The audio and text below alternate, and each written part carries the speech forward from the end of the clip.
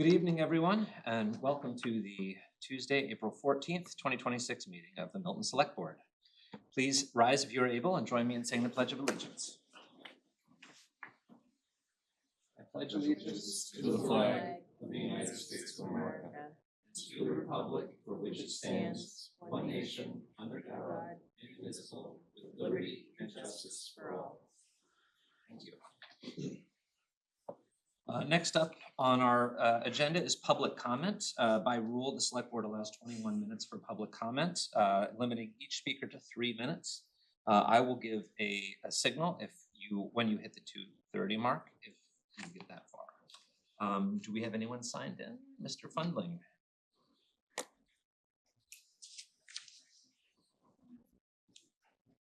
Good evening. Good evening. I'm Jay Funling. I live at 39 Size Lane, and I'm the chair of the Warrant Committee. And I'm here tonight on behalf of myself and on behalf of the Warrant Committee to thank Ben Zoll and Richard Wells for your services to this town and to this committee. I've known Ben since we had 2 children in kindergarten together, and those 2 children are now 12th graders. So we've been through a lot. I'm impressed by what you 2 have contributed, and I think of the spread of public service that I'm looking at here. We've got a multi-decade, multi-generational public servant to the town of Milton, and we've got a person who moved here from Ohio. That I think that represents the town. We've got people in this town who've been here for generations and people who are new, and we all come together and work together. And I've watched both of you in your public service and what you've done for the community, and been very impressed and thankful for both of you. So I wish you both the best. Thank you very much, Mr. Fundling. It's greatly appreciated. A lot of time to go there. You can keep. We've got another 2 minutes. Can you keep saying nice things about you? Yeah. It's all right. No, it's all right. Anyone else in for public comment? Just check online. I don't see any hands. Okay. Next up on our agenda is our departmental report with Michael White, Building Commissioner. How you doing? Good evening.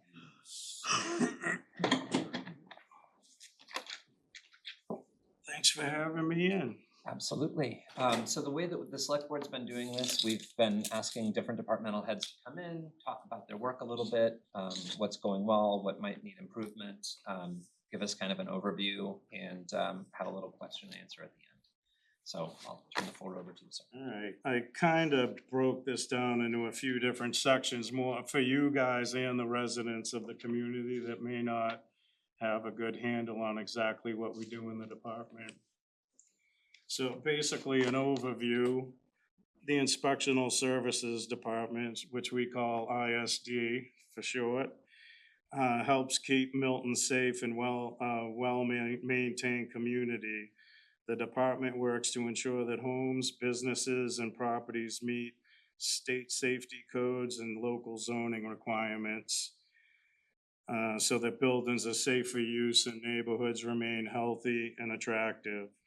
ISD issues permits, conducts inspections, and responds to questions or concerns related to building construction, renovations, electrical, plumbing, gas work, and property conditions. The department also oversees the Weights and Measures program to ensure fairness and accuracy in the sale of goods.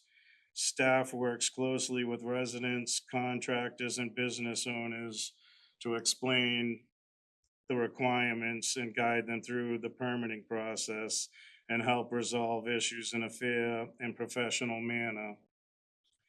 The organizational and structure and staffing, the department's led by myself as the building commissioner and the zoning enforcement officer. Barry Ringler is our one full-time local inspector. Jay Bullio and Walter White are our 2 part-time 16-hour-a-week local inspectors. And Walter just recently retired a few weeks ago, so we don't have him anymore. Dominic Francelli is our part-time 25-hour-a-week electrical inspector. Mark Kelly is one of 2 part-time plumbing and gas inspectors. Mark works 25 hours a week. Eric Pillsmaker is the second part-time plumbing and gas inspector, and he works 10 hours a week. Both Mark and Eric share the sealer of weights and measures duties. Our Killian Berdufi is our code enforcement and complaint officer. Katina Goodridge is our senior administrative clerk. Bill Donnelly is our administrative clerk. Given the highly regulated nature of the work, staff are required to maintain extensive certifications, continuing education, and licensure under Massachusetts law. Our core responsibilities first would be permit management. We review and issue permits for residential and commercial projects involving structural work, electrical systems, plumbing, gas, mechanical, fire alarm, and sprinkler systems.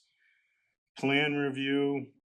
We evaluate the architectural and site plans before construction begins to ensure they meet the technical standards of structural integrity, fire protection, energy efficiency, and accessibility under the handicap accessibility codes.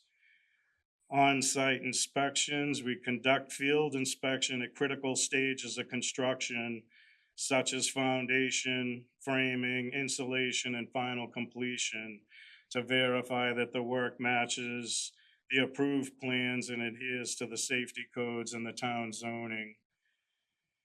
Code and zoning enforcement, interpreting and enforcing the town of Milton zoning bylaws. Examples: building heights, the property setbacks, and the use regulations that are allowed by our zoning. Citing violations or issuing stop work orders when construction is non-compliant. Some of these violations can consume not hours, days, or weeks, but months of our time, which we've got a couple that are going on, unfortunately, that are chewing up some serious time. Issuing certificates of occupancy. So at the end of a project, we perform a final inspection and issue the official document that certifies that a building is safe to be legally inhabited. This typically entails, for a residential home, checking all the egresses, the smokes and COs, heat detectors, make sure all the stairways meet the code and have the proper guards and handrails, and final energy compliance and zoning compliance for setbacks.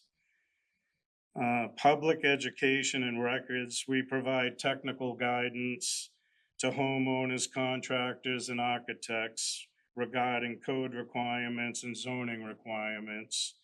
We also maintain a public record of the permits and inspections. Some specialized functions we perform. Annual safety inspection, so that's a periodic safety check. Usually we try to do like the schools a month or so before the schools open, so if there's any deficiencies, they have time to correct it before school opens. But we do the periodic safety checks on existing public buildings, schools, hospitals, places of assembly, like churches, theaters, and restaurants. These inspections involve checking egresses, fire alarm systems, sprinkler system, kitchen hoods, fire extinguishers, exit sign, emergency lighting, and non-permitted flammable materials that may be there. I take my position in the permit review and this inspection process very seriously. Early in my career, the Rhode Island Station nightclub fire happened, and that drove home how serious this job was. That fire killed 100 people and severely injured 300 more. And in the end, I believe it boiled down to a failed inspection by the building official and fire official on one of these periodic inspections. So every permit I review, I just think of that and make sure I don't make a mistake, and I think about, if I screw this up, what is the end result? What could happen to somebody? And I just hope that I never make that same mistake. Emergency response, so we respond to fires or buildings into structures or natural disasters to assess the structural damage to buildings. Weights and measures, as I said earlier, both of our plumbing and gas inspectors share the weights and measures duties. They inspected commercial scale scanners, gas pumps, and various other measuring devices to ensure market equity for consumers. So that actually goes into a lot of things that you may not realize, scales like propane tank weigh-in at your local pharmacy if they're weighing pills or medication, or any measurement of liquid, solids, mulch at your local landscaping yards, or if someone doesn't think they got a cubic yard, they would go investigate it and measure the yard. Operational highlights. The department processes a steady volume of permit applications and inspections annually, reflecting the ongoing residential reinvestment and commercial activity throughout Milton. This fiscal year, we've been inundated with projects. I was just gonna give a quick summary of what's going on. So some of the larger projects, 4 Franklin Street, the 40B, 92 units of apartments, 440 Granite Ave, another 40B, consisting of 4,000 square feet of commercial space on the first floor and 24 units on the upper levels. 40 Access Road is another 40B project with 40 apartments. 600 Canton Ave, Winter Valley's constructing 36 apartments. 582 Blue Hill Ave's another 40B with 84 units divided amongst 2 buildings. 936 Brush Hill Road, 40B, another 20 units. 701/703 Randolph Ave, formerly 711 Randolph Ave, is 90 units, split between two buildings. 107 to 111 Highland Street, a memory care, they're getting ready to file those permits for that project pretty soon. 432 Adams Street, which I think we gotta change the address on that. The new East Milton Fire Station 2, 675 Blue Hill Ave is a 2-story daycare center going up.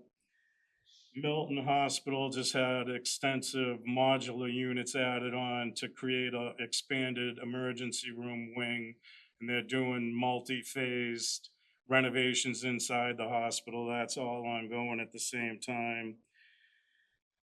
Some of the smaller things that are going on, we currently have 21 new single-family homes under construction at various phases. 120 additions that also have substantial interior renovation to the existing structure happening. Then there are 48 projects that are just strictly additions with no renovation to the interior. Currently in queue, 22 ADU units, and we probably had about another 22 inquiries today. We've had a lot of ramped up interest in that, with a lot of people coming in trying to find out what the requirements are and what they have to do or can do. Annually, around 80 certificates of inspection, so those would be the periodic inspections when the schools, the restaurants, places and daycares, churches, places of assembly. Then all the other smaller building permits, electrical, plumbing, gas, and mechanical combined is about 2,310. Those are all the other smaller projects. Other area of our operational highlights, we have strong coordination with the fire department, which I'd like to say since my arrival in Milton, the relationship between fire department and inspectional services, it's been better than I hoped for. And Chief Madden, Deputy Chief Steve King, and Fire Prevention Officer Steve Mattaliano have been fantastic to work with. We also work very closely with the Planning Department, DPW, Engineering, Board of Health, Conservation, and Police Department on complex or multidisciplinary matters. The department has continued to provide consistent enforcement while accommodating evolving state codes and zoning regulations and emergency directives when applicable. I'd like to say the team at KP Law has been an invaluable support to myself and my staff, especially on the more serious enforcement issues that require legal intervention. They have been also fantastic to work with.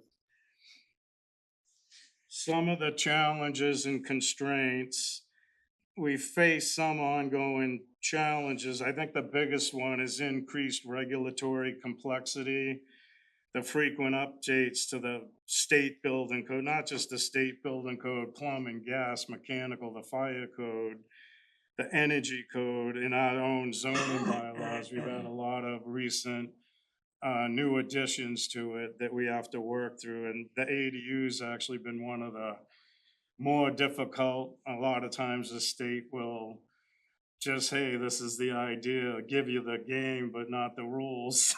And then we have to figure it out. So we've been working a lot with KP Law and the legal end on some of the different crazier scenarios, I'll call it non-conforming issues and just other issues that aren't common.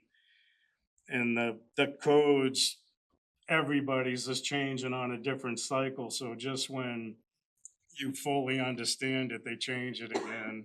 And now we have to educate ourselves, educate the contractors, the homeowners, everybody. And it just keeps going round and round, so it's difficult. It would be nice if the code, maybe we change, and most of them change every 3 years. So like the day my new code issue, they started working on the next one to get it released.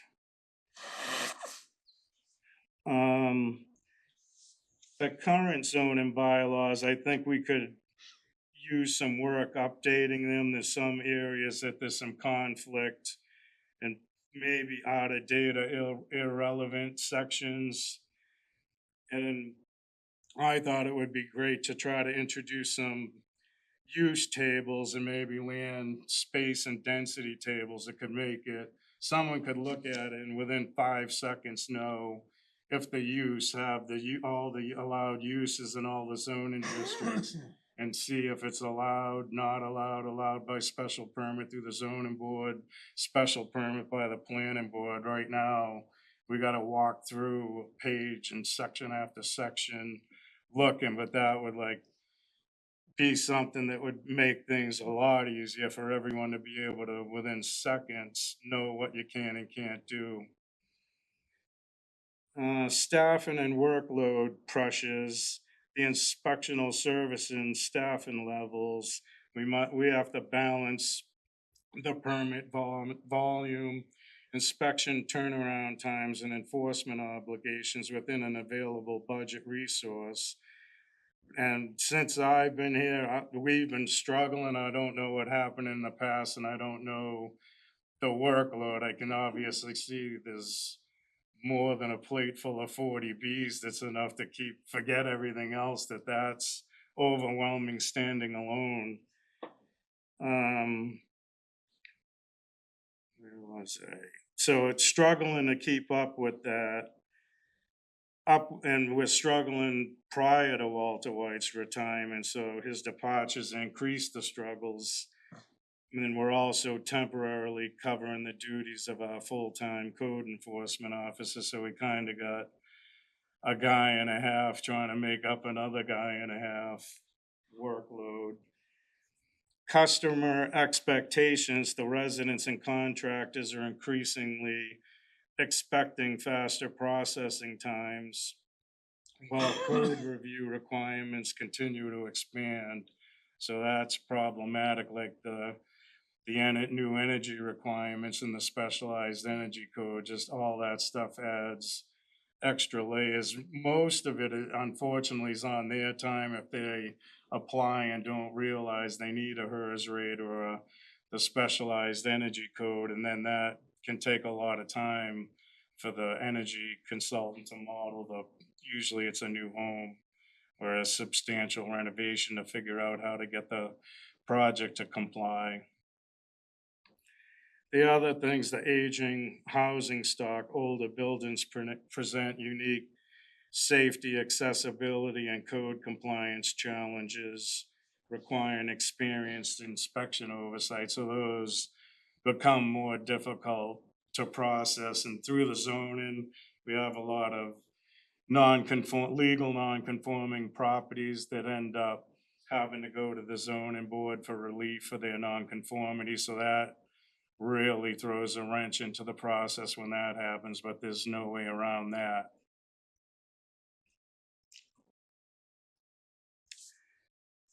Some of the goals and strategic priorities, looking ahead, the Inspectional Services Department will focus on the following priorities. Continued improvement of our customer service and permit transparency. We've been working on making a lot of changes to the online permitting system for the applicant and for us in-house. So almost daily, either our department or another department will, like, let's just say recently, the ADUs, the first step in the process is it needs to have a new house number created. So Alan Bishop in engineering's in charge of setting that number. So he's like, well, how are you gonna communicate to me that we need the number? We're not gonna be emailing back and forth. I'm like, I think what I'm gonna do is have Permitize create a button, and it isn't just for ADUs, any new home or new commercial building that doesn't have a street address, it'll just be a new street address request button. I'll hit that and it'll send it to the town engineer and you, and now you'll know that there's a request to come look at that permit and take action, figure out what you have to do, and then they'll kick back the number. Ongoing staff training and certification to stay current with the state and national code changes.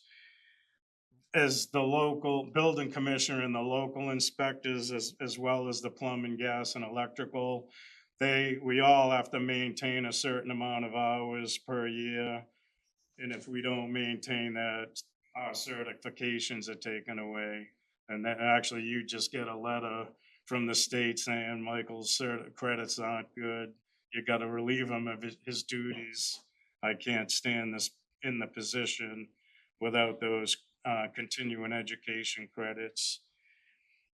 I'd also want to work on something I think that would be beneficial is to get the 2 administrative clerks trained as what's called a permit technician, which is a certification through the International Code Council, who basically writes and publishes all the codes.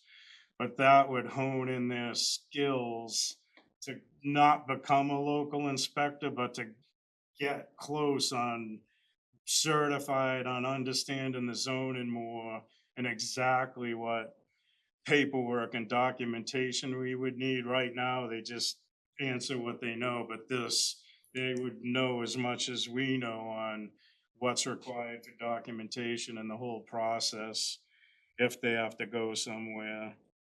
And I think that would really be helpful. So I'm looking into that. I've already reached out to the ICC regional coordinator, and I want to see if he'll either over Zoom or come in person, talk to us. And Bill and Katina, they've already said that they'd love to try to do it.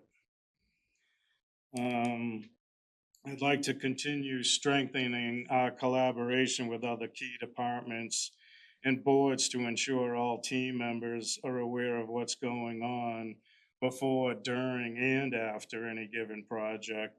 We have a lot of new faces in town, including myself, and it takes a lot of time for everyone to get on the same page and figure out the processes between the departments.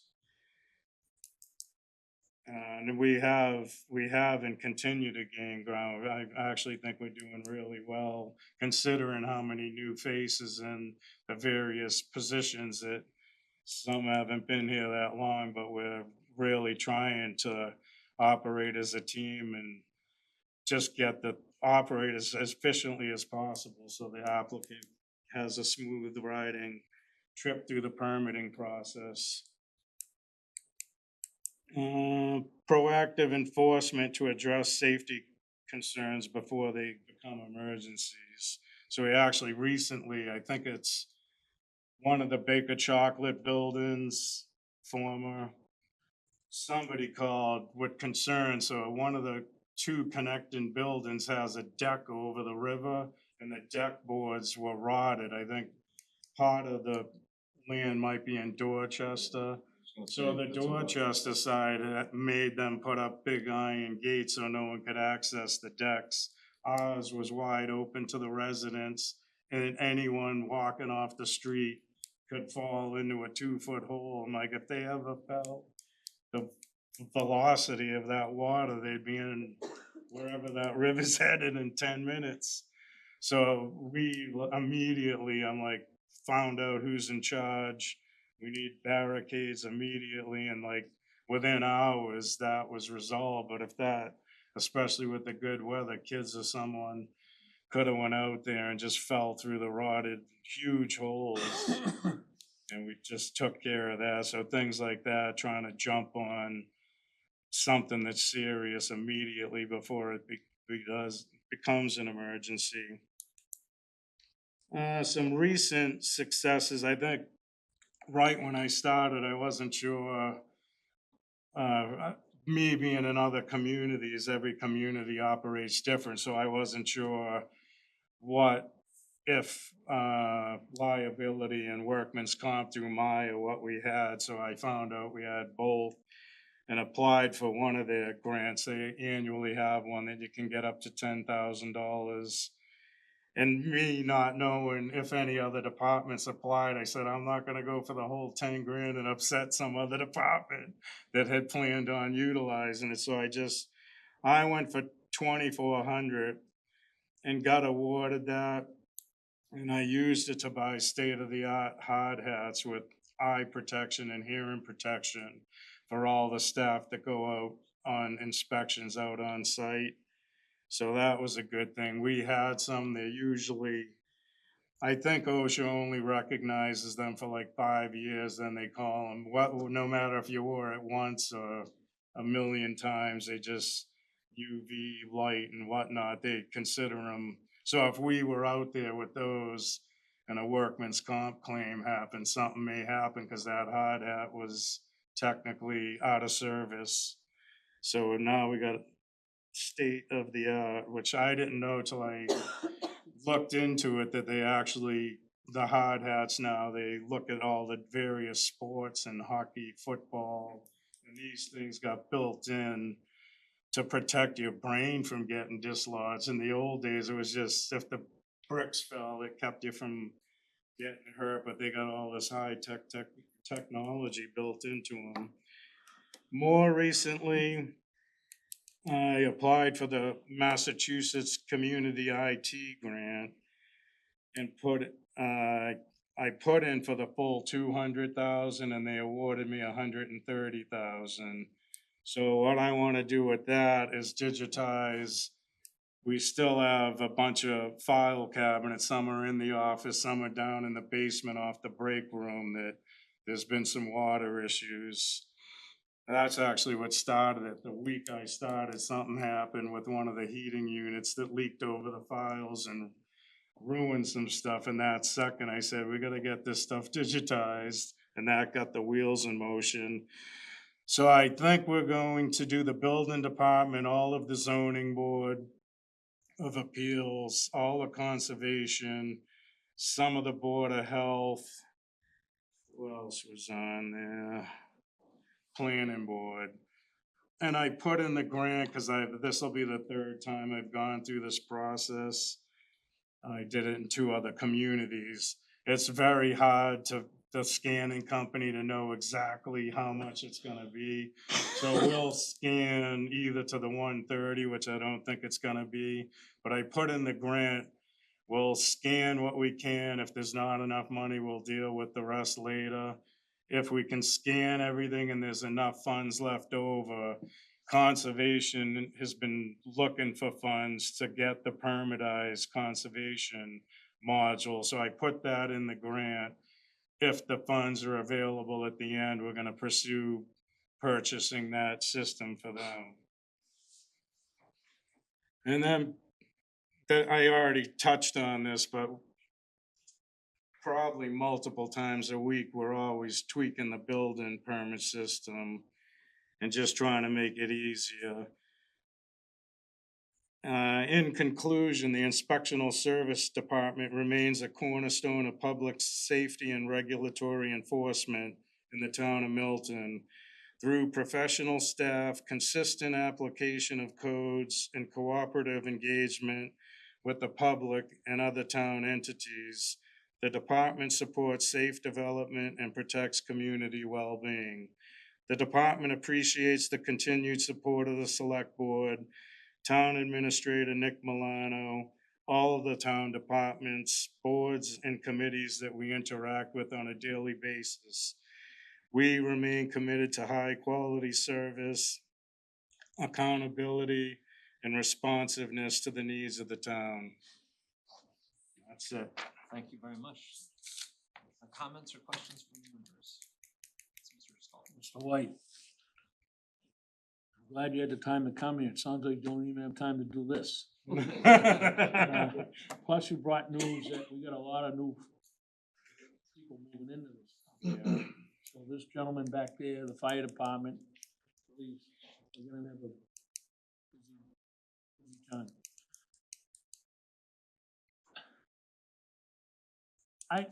Don't you usually have the same builders come in? There are some that are regular customers, but we have a lot that aren't. No, I know, but when I did my house over 22 years ago, I used a local guy. Yeah, Everything went so smooth. He went up, gave him got the permit, and the building inspector said, go ahead, start it. If I have issues, I'll come up and see you. yeah. It just went great, you know what I mean? Because they knew the contractor. You must still have some good contractors that Yeah. make your life easier. They're very few and rare, and in our system, we can chat and they get the email. I actually commend them and say, thank you for being one of the very few people that gave me everything I need to review this permit, send it to payment and issue it. That doesn't happen. It's weekly. I probably review 300 of just my pending permits and then jump into the unassigned. So it's frustrating, and that's something else. It's just a catch-22. I don't have the time. I think the chief, you mentioned it, that you need, we internally know, but it's not on paper. I need to do the same every permit. This is the minimum requirement as the homeowner, and add this if you're the contractor for every permit. And then have that, when they apply for the permit, that pops up. Maybe 50% will read it and the other 50 don't, but that's 50 that maybe will get ahead. But I commend you and your group. I don't know how you do it, but Braintree, I read like a month and a half ago, the Armstrong Development, they have a company gonna come in and do all the inspections for this town. Kinda wish we did that with all these big projects. Have the Yeah. projects pay for this inspectional service Yeah. to make your life easy. I just don't know why we didn't do that. It's a good idea. Huh? Did they, so they Armstrong, that they're gonna do negotiated it- 780 units. Yeah, And they had to hire a professional. the Yeah. developer Inspection, hired yeah. the professional. To Yes. do what we're supposed to do in the request, we would literally have to have a site trailer there and just never leave the site. We could literally do that. Would you have like an over-the-shoulder look for what the Yeah, outsourced so, inspector would be doing? They're all construction control, but I never hang my hat on that. Hmm. We go, some things are small and repetitive. I'm like, we don't need to go look at this Yeah. detail 92 more times. We're gonna spot check it every 2 or 3 weeks, the more serious things we're gonna look. But I've seen in the short time I've been here, some projects, one of them in East Milton Square is the best managed project I've ever seen in my life. Then there's other ones that, when I started, I didn't exactly know what projects were going on, and Jay took me around town and we went to one of them, and I was scared to death that this was under construction control, and the issues we picked up just going to, for me to see what the project was all about. We talked about that one. We talked about that But one. I commend you, you do a lot of work. I didn't realize that. 21 new Yeah. homes being built. Unbelievable. Yeah. More ADUs, all these big 40Bs. And the questions, so the other problem, I usually, like, I barely leave the office, there's so many permits. I try to, we're mandated on time, 30 days to review them and issue them once we get everything we need. So that I'm mandated, I'm not gonna get fired or in trouble. I might with you guys if I don't return a phone call or an email, but I concentrate and try to get every single permit that's under my purview. I start at the bottom. If they gave me what I needed, I can move it to payment and okay it to issue. Or some of them, they don't respond. Can I get an update? Every one, I send them a message, ready for payment. We're still missing this. You haven't responded. So some of them, I think in 8 or 9 months, there's probably been 15 that never responded. So I have 30 days. When it gets around 60 days, I issue, we're gonna consider this permit abandoned. You're not producing what we need to review it. We can't review it. And then the next week, if they didn't respond or give it to me, I put it into the cancel, denied. And then I'm legally covering myself and I'm giving them double the legal time, but I can't keep reviewing 50 permits that they're never gonna, and keep wasting time looking and chatting and nothing's happening. Your group's self-supporting, right? More than self-supporting. right? Yeah, and then, You know what? More than it costs us to support your staff. right? oh, yeah. So that's another thing that I'm hoping maybe next year. This year, everything was short track for me because I came in late and all of a sudden, everything's new. I didn't know your budget process. So that everywhere I've been has been an issue, so we can never predict. They may say the economy's tanking and then all of a sudden, all right, we got 10 more 100-unit 40Bs coming in. And it's July 2nd, budgets just got issued, so now we're trapped, we don't have the funds to react. So what is something I was just wondering when I was listening to your presentation, is there like a industry standard for like a ratio of like workload to FTE No. in like I don't know if I there's like a actually, municipal building inspection I worked in industry standard? Bridgewater, and that was maddening me that I could not, I went all the way up the chain to the state, to the ICC, Yeah, and no one had like a minimum staff, and I said, there's gotta be some kind Yeah. of broad matrix to govern this, and yeah, there isn't. So I think the International Code Council, the Northeast representative said the only way you can do it, I don't know, are you guys, is it ISO certified? There's a certification that police, fire, and building can get it, so they said that was the only path. They would come in, you gotta pay them. I think back then, 20 years ago, it was 10 grand. They shadow every employee in the department for like a month, figure out your deficiencies, give you a report, so that would identify 10 grand. you're in trouble, you got way too many permits versus Yeah. people reviewing it. Then when you thought, which this could take money, that you resolve the issues, they would come back, shadow everyone again, Yeah, and then certify that you're providing the best public service for the building department. So I wanted to do it because at the time, no Massachusetts building department had that certification. Yeah. But like Vegas, other department, Vegas runs 24/7, their building department, it never shuts down. So I have another industry question. These types of processes fascinate me, and I'll try not to keep us here all night. Richard's like dying right now, but like I'm like just getting going. So is Motion to adjourn. and I don't wanna get us on a crazy path here, but just what I'm listening to, and I work in transportation, we do a lot of permitting, we do a No lot way. of reviews. So do you have any thoughts, or does anybody talk about AI in this space, like developing like simple chatbots to like load the zoning code into to like help support the review work, like helping the staff get through things more quickly? And I Actually, don't know if we have an AI policy, like I'm looking at Nick and at Darren. I'm leery of it now. I think it Your needs agenda to items. evolve more. We've actually had residents coming in saying, this is legal, here it is. And I'm like, did you read? It didn't say Yeah. anything until the last page, Milton, New Hampshire, that's their regulations. Yeah.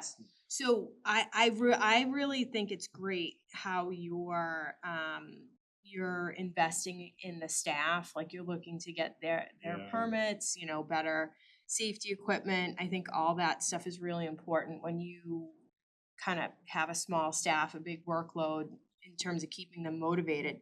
But it might be something to think about. How can AI be a tool? Do you guys have Copilot, right? Is it turned on? On all the Okay. machines.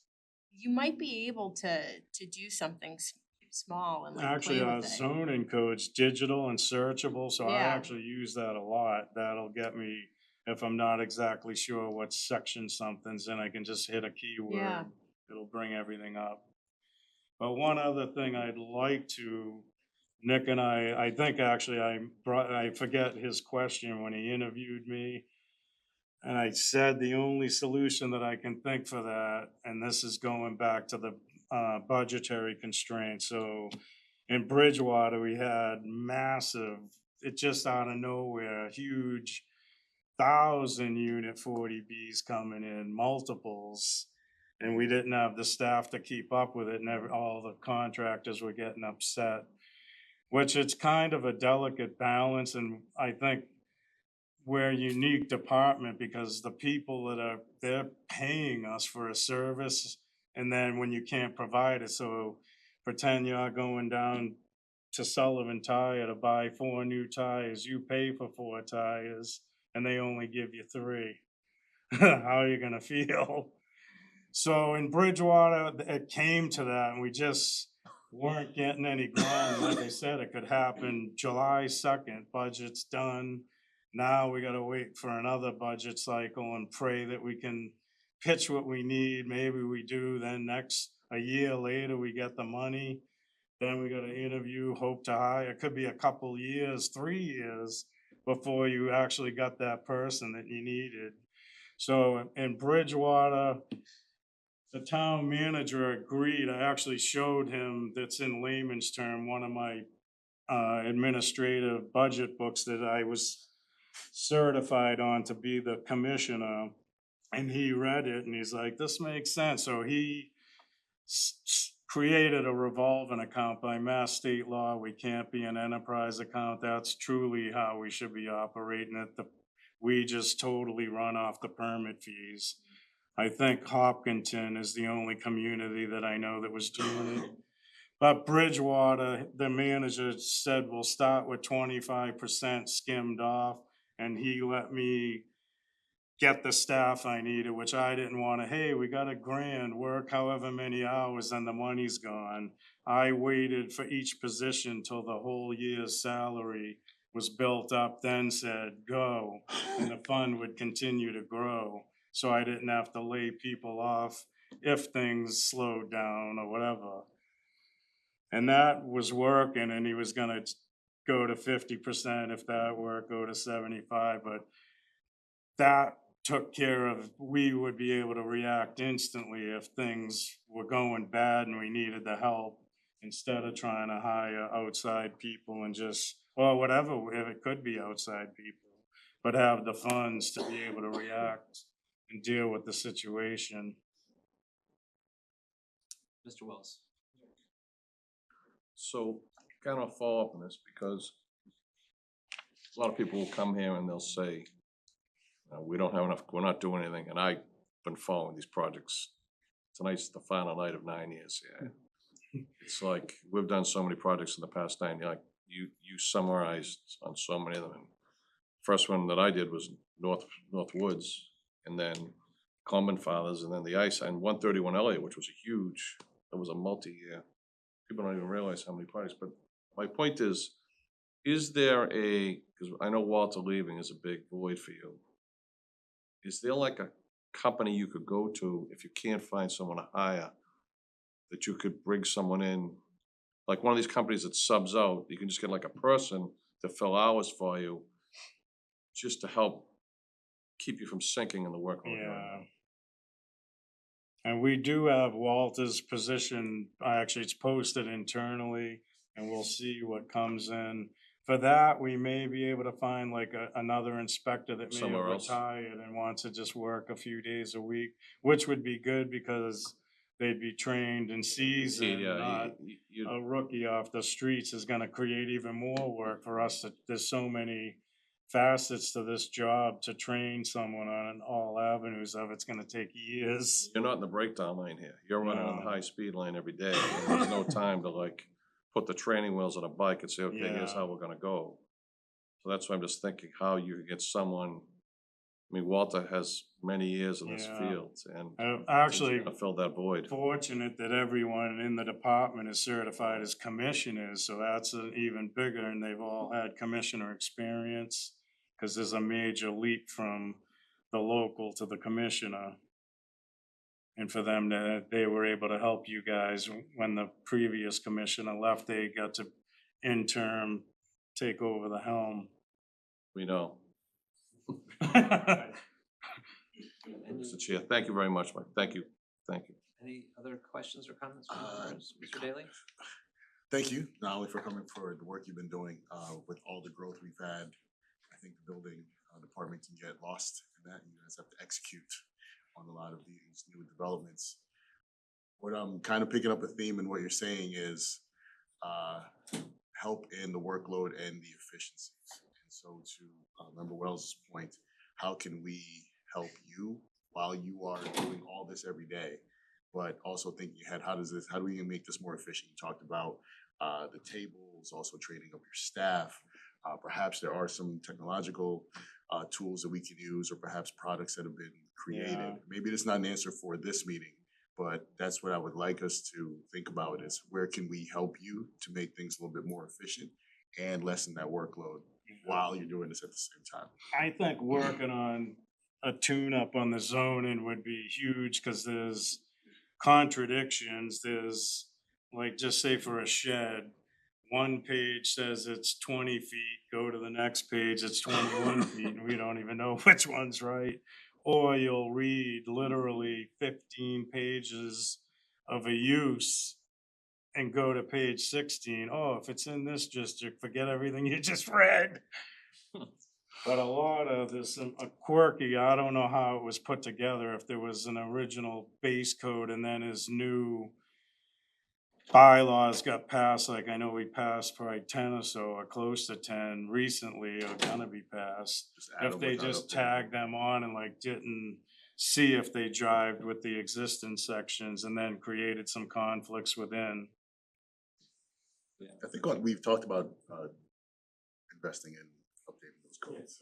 Yeah, I think, and Carolyn from KP can speak to that as well, but the budget 27 does include money to work with KP to tackle some of those issues, and I know that work's already started between Mike and Liz Manning, the planning director. And we did put $50,000 in the building department budget for the next year's budget cycle to enable adding of hours, kind of where Mike sees is necessary. So they're small things, but they're tweaks that we can continue to make in future years. And then as we get through this wave of projects, evaluate what the proper staffing needs to look like permanently. Waves plural. Hopefully waves, but we'll see. Well, Mr. Webb, we've taken up a lot of your time, which is, as we know, very, very precious. Yep, same here. I think I was supposed to be 10. I may have went Well, over. this is. He'll be calling you at 8 o'clock tomorrow morning. This is really important work, and we're glad that you shared everything here. I know that, there's definitely, I think, a few conversations that'll come out from this, so Okay. thank you very much. Thank again you. for your Thank time. you. Enjoy the rest of the Have a good night. You too. See what you guys have to say. And next on our agenda is a report from the Office of Town Council. We've got Attorney Darren Klein and Attorney Carolyn Murray. I thought coming into tonight I was very busy, but after hearing Michael's report, I think I might need a. You're a maybe- slacker. Yeah, exactly. You here to try and up the hourly rate? Well, thank you very much for having us. It's a pleasure to be before you tonight, so we appreciate the opportunity. For those of you who haven't met Carolyn I have Murray, not, Carolyn is doing a lot of the land use and zoning issues for the town and has met with the planning board on several occasions. Several occasions, yes. Yes. Yep. And So- Michael as well. Yes, absolutely. It's been a really good smooth transition for us, even smoother than we expected. And, obviously come into cities and towns before and gotten to know, the unique attributes of what makes Milton Milton. So, we're used to that, but it's really gone very well. And I thank Nick and a lot of the department heads for really making that transition easier.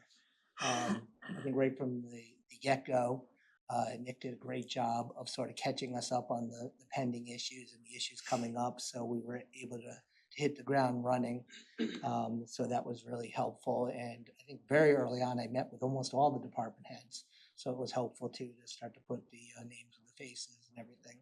So that was a real assistance. I think, one of the first issues we faced pretty early on when we took over was we had fall town meeting coming up. So I think we hopped right into sort of finalizing the warrant and the motions, and there were bylaws to be reviewed. And I think the approach you had in place was really helpful. We had pretty, I want to say early on meetings, but certainly meetings enough advance of town meeting, with members of the warrant committee, with members of the select board, with Nick, with several of the, involved department heads. And then we were really able to sort of go through the warrant and identify a lot of the issues. And then I think separate meetings between Nick, myself, and the town moderator. You never know exactly what's going to come up at town meeting, but you try to give yourself the best odds possible. And I think we were able to identify and anticipate some issues that were going to come up.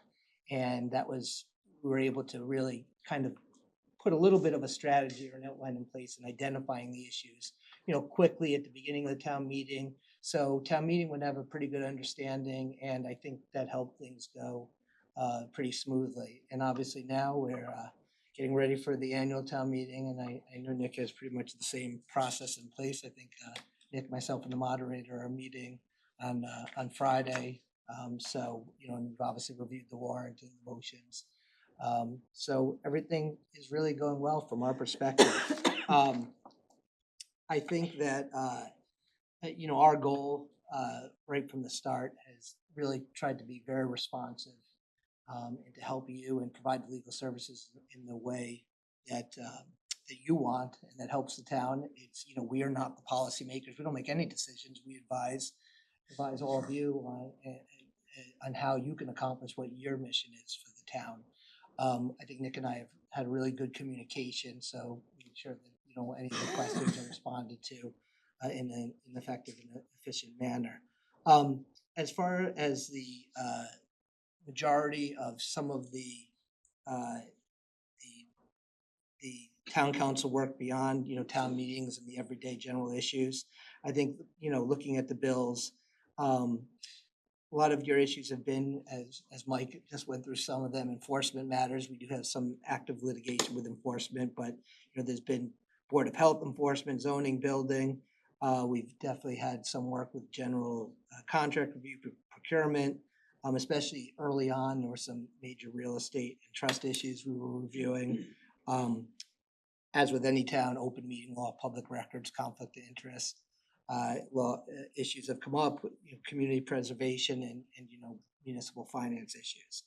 And of course, and I'll let Carolyn speak to that, zoning and land use has been pretty big, especially with some pretty, big potential zoning bylaw changes have been a significant amount of work. But I'm happy to answer questions after Carolyn gives us a small summary of the zoning and land use. But I really thank everyone, and congratulations to our 2 outgoing board members. I'm glad we got to overlap, even if it was only for a short period of time. But thank you for allowing us to make such a smooth transition into Milton. So Carolyn Murray, and I'm very happy to meet all of you. I haven't had the pleasure to meet any of you before. I've spent a lot of time with your planning board and with your building commissioner over the last several months. I'll apologize, I'm still getting over a cold, so I'm still dealing with a cough. But I do think Michael gave a great presentation in the sense that he covered all of the things that I was going to cover in terms of things that we've been working on. I mean, we can't say enough. ADUs, ADUs, ADUs. I think every community in the Commonwealth, when they got their letters back from the Attorney General's office, approving or partially approving their ADU bylaws, they were all at least 10 pages long, if not longer. And they felt the need to reiterate all of the goals and purposes of the law and remind everybody and counsel them that how they have to interpret things a certain way. And sometimes I think I long for the days of, not that long ago, where you used to get like a 1-line letter from the AG's office saying, Article 13 has been approved. It just made things simpler because now you get a lot of questions. And I've spent a fair amount of time working with both Michael and your planning director, Liz Manning, as they try to work through some of that or some of the nuances of, well, when the AG said this, what did they really mean? And what does that mean to us? And of course, I think if you've got 21 new ADUs coming in, I guess the AG would call that a successful ADU program, since that was part of what it was designed to do. So one of the other things that you approved at your last town meeting was some changes to your site plan approval bylaw as well. So I think one of the first projects I worked on with your planning director was updating the site plan approval regulations so that everything was consistent and that procedurally it flowed and complied with state law. And so I happened to be at the planning board meeting to discuss ADUs and discuss site plan review. And the chair of the planning board, and I have to say, I think you've got a fabulous planning board. They are very engaged. Chair of the planning board said as I was getting ready to leave, oh, and we have this other little thing we want you to work on, our sign bylaw. And I'll apologize in advance for the length that it takes up in your warrant. And I'm sure the questions it has generated throughout the process. But the good news is that I think it was originally 27 pages, and we've cut it down by about 10 pages. So we consider that progress in some ways. But it did also open up, as the building commissioner was mentioning, things that, and this is not unique to Milton in any way, things that are just sort of missing or unsaid in the bylaw. Because as we were working through the sign bylaw, I think right now your current bylaw might have a whole 3 pages dedicated to signs. Doesn't say a whole lot. And you've got your sign review committee, and what does the building commissioner do versus the sign review committee versus the role of the zoning board of appeals. And it was a little bit of an eye-opening experience working with both Michael and Liz, who are also relatively new, and everyone's trying to find their way and figure out the process.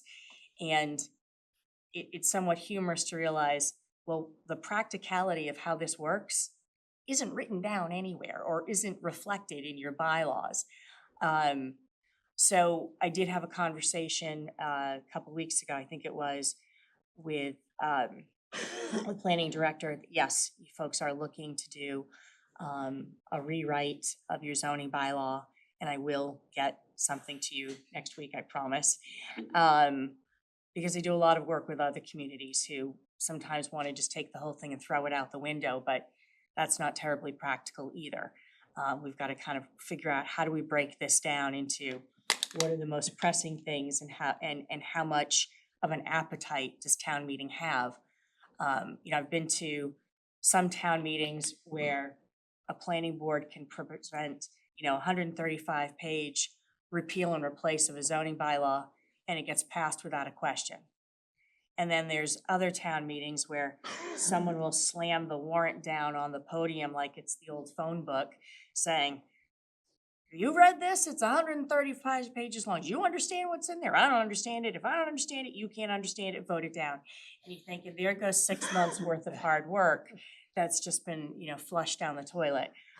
So we're gonna work really hard to try to identify what is that sweet spot from a town meeting perspective to slowly make these changes, but do them in maybe, say, 2 or 3 phases so that you don't get all upset at the advertising and the cost of printing in the warrant, and yet you have a good, much more user-friendly document in the end. So Insert no more political signs.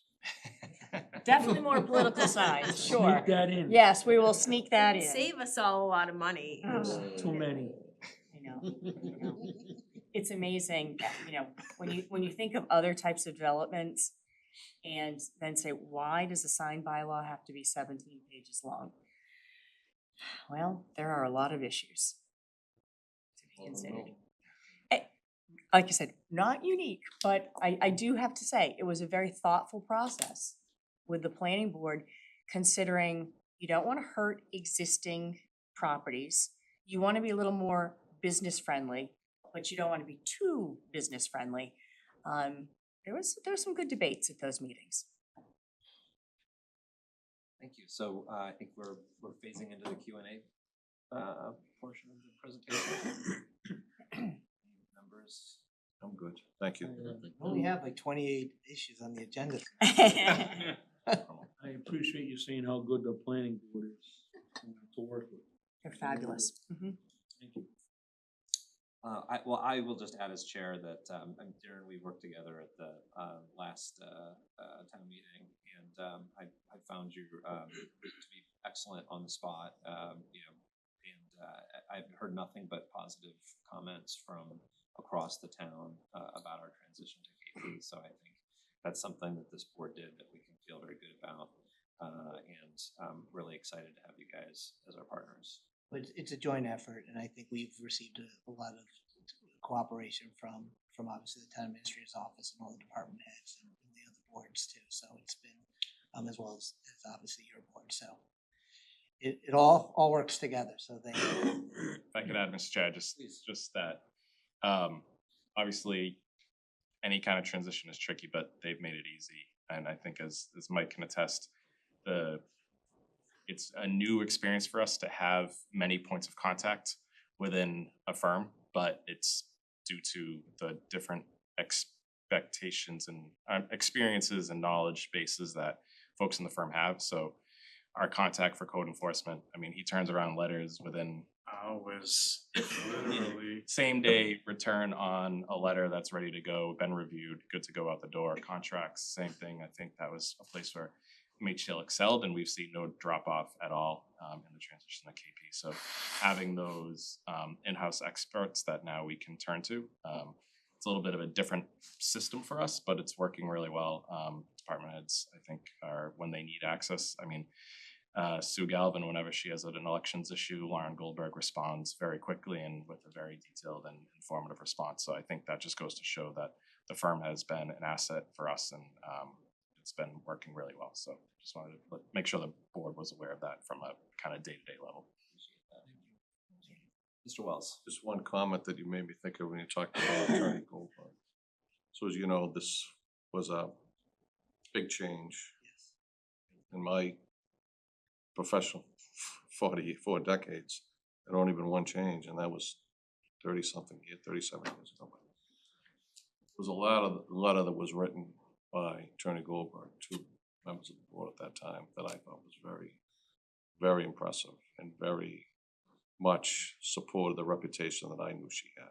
And that very much helped you, at least I think, helped me, I think it helped some of the other members of this board make the decision we made. So if you, I've never seen her since, if you could convey that to her for me, I would appreciate it. I definitely will.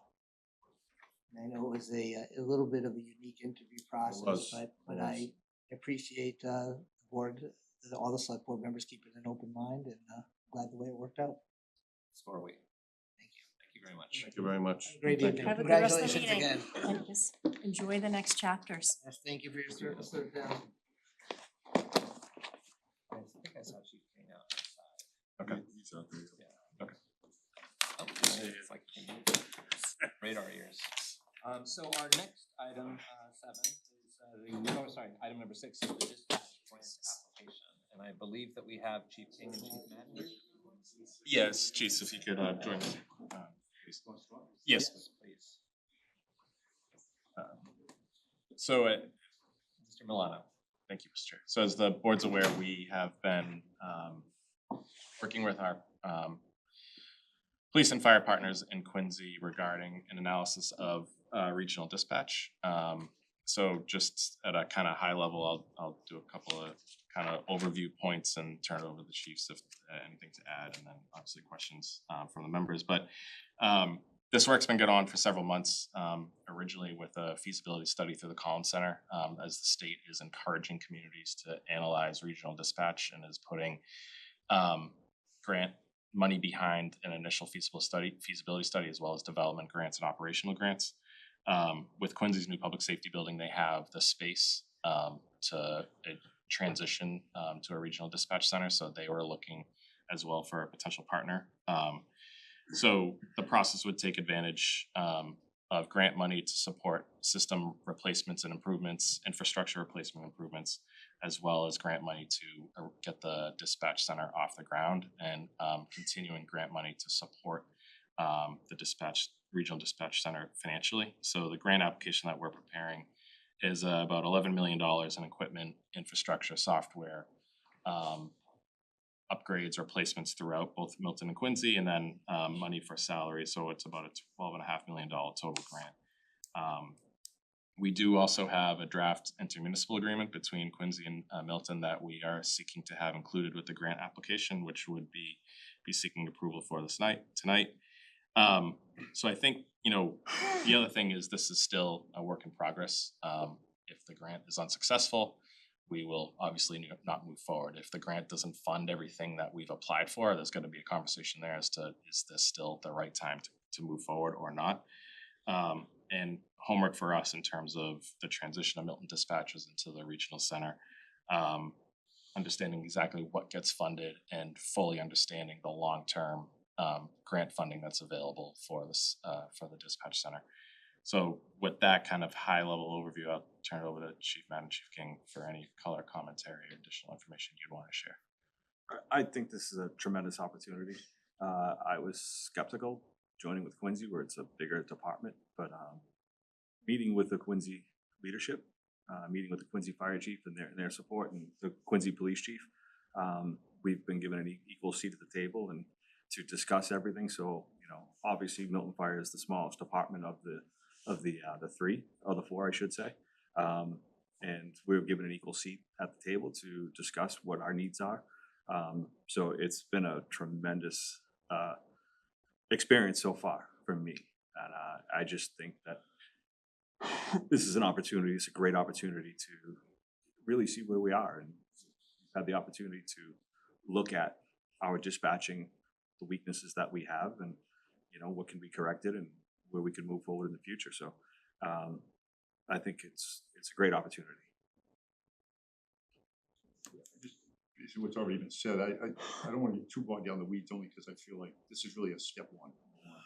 A lot of time, a lot of months, Chief Madden, his staff, my staff, a lot of research, a lot of planning, but at the end of the day, it's only step one. We're just applying for a grant. I don't want to make it a bigger deal than it is. I think, question one is, how much of a grant do you get, if any? And then only after that would we maybe have, certainly have lengthier conversations and delve into, like, should we do this and how do we do that? I wouldn't go there yet, because I just, it's meaningless unless you get the grant, it's significant money, but there's a ton of pros, Chris pointed out. Next one out, I think, the materials, there's some concerns you gotta address, and I think planning can address any concern always. So I just think we should move forward. It's an opportunity. It's not done deal, so to speak. Questions or comments from the members? So my big question was, you know, what the chief just mentioned, you know, how does Milton sort of, how were Milton's interests protected in like a situation, in a context where we might be sort of the smaller guy? But also too, I can see from like a resource perspective where like if we've got these grant funds and these additional resources, we could stand to really benefit from that. And I guess, you know, can you provide like a specific example of like, you know, like, yeah, just like a specific example of a situation where we might reap greater value from being in this type of a situation versus on our own? I right off the bat, I was just checking emails, and the Motorola grant is for $2.9 million, and that will upgrade the infrastructure, the radio communication infrastructure for both departments. Without this grant, we have to pay for that ourselves. Okay. I mean, that right off the bat is just. I hope that is basic. You know what I mean, without Yeah. really getting into the weeds, just looking at that. I mean, I'll give you an operational one. Yeah. You know, we run like usually, depends on the shifts, but on an overnight, we run one shift. So if you're on the phone because your baby's choking, Yeah. there's no one else in that room. Right. So one of the two things happen. That person either gets put on hold so they can answer another 911 call. Yeah. Or if that other 911 call keeps ringing, it rings 5 times, it already kicks the Quincy. Yeah. They are our backup, we are their backup. Okay. That's the way it's done. So it's kind of a natural partnership. People might not know it, we are already doing this. Like Yeah. with Quincy, they're considered, when they close their communications for renovations, we dispatch it out of our building for Quincy Police and vice versa. So this is just making it more of a routine, Okay. regular, everyday thing. And do But- we get like more dispatchers as a result? Yeah, so of- what would happen now, Okay. let's say that scenario, this happens, you can have, you know, when you have a car accident on Randolph Ave, you don't get one call, you get about 30 calls, because everybody's driving by, oh, there's people trapped in the Yeah. car. So that dispatcher, you know, you might have 2, but it's overnight, you have 1, they have to field all those calls, because they don't know it's the same call, an unrelated call. At the same time, they're trying to dispatch the radio, at the same time, they're calling over to the fire department on the phone. It's just, there's delays in response times. They get abbreviated information because they don't have time to get all the information because they're rushing to the next call. So it's great in the quiet time when one phone call comes in, the second phone call comes in. But here you're gonna leverage, like the odds of us having those major incidents at the exact same time Quincy is less likely. So you're always gonna have that extra. And even if they're both, you know, fire departments are busy, maybe the police aren't, so you're gonna have the dispatchers on the police end can do fire. All cross-trained. So you're basically in 4 departments working, what are the odds all 4 up straight at the same time? Yeah. So you're gonna always have a bulk of dispatchers that, while you might be responsible for, you know, say, Quincy, like tonight might be a Quincy police assignment. You know, John might have, you know, a Quincy fire assignment. Cody might have a Milton police assignment. But if he's on the phone and his phone's ringing, and now no one's answering, you would pick up his phone, John would pick up his phone. You're all in the same room, you're all communicating, you're all in the same CAD system, you're all in the same room. So I think that's operationally, but I think Chris is still right on the financial too. Okay. Mr. Driscoll? Everybody seems to be going on this, a regional dispatch, right? It's modern, you get all kinds of, like you said, it could be 3 different things going on. They got plenty of help to help out. You know what I mean? So I see it no brainer if you 2 chiefs are very much in for this. I'll back you up, you know what I mean? Thank you. 2 of the experts. I'll get another question.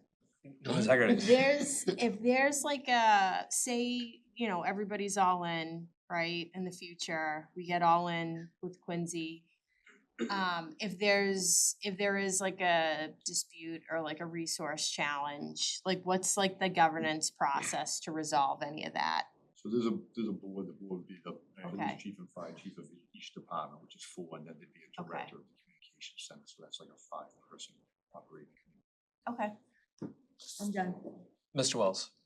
So I'm gonna go down a little bit different road, and I've already talked to the chief and Nick about this. So for full disclosure, as Chief King knows, I spent 10 years on the Governor's Interoperability Committee, as well as the statewide Interoperability Committee, under both the Deval Patrick and the Baker administration. So in that time, we stood up 2 regionals. It's not as, there are only actually, I think, 2 in, there's only one in Norfolk County, which is the one in Foxborough. It's actually a regional. Colebrook's not really a regional in that aspect. And Randolph and Braintree, as you know, Chief, were just about to do it, and it fell apart and it didn't go. So the 2 important things here that the members who are going to be here need to understand. 3. For as many years as I can remember, when someone dials either a 698 number, a 911 number, getting someone in the town of Milton that knows the town of Milton, from the town of Milton, answers that phone, regardless of whether it's a normal business call or a critical crash on Randolph Ave.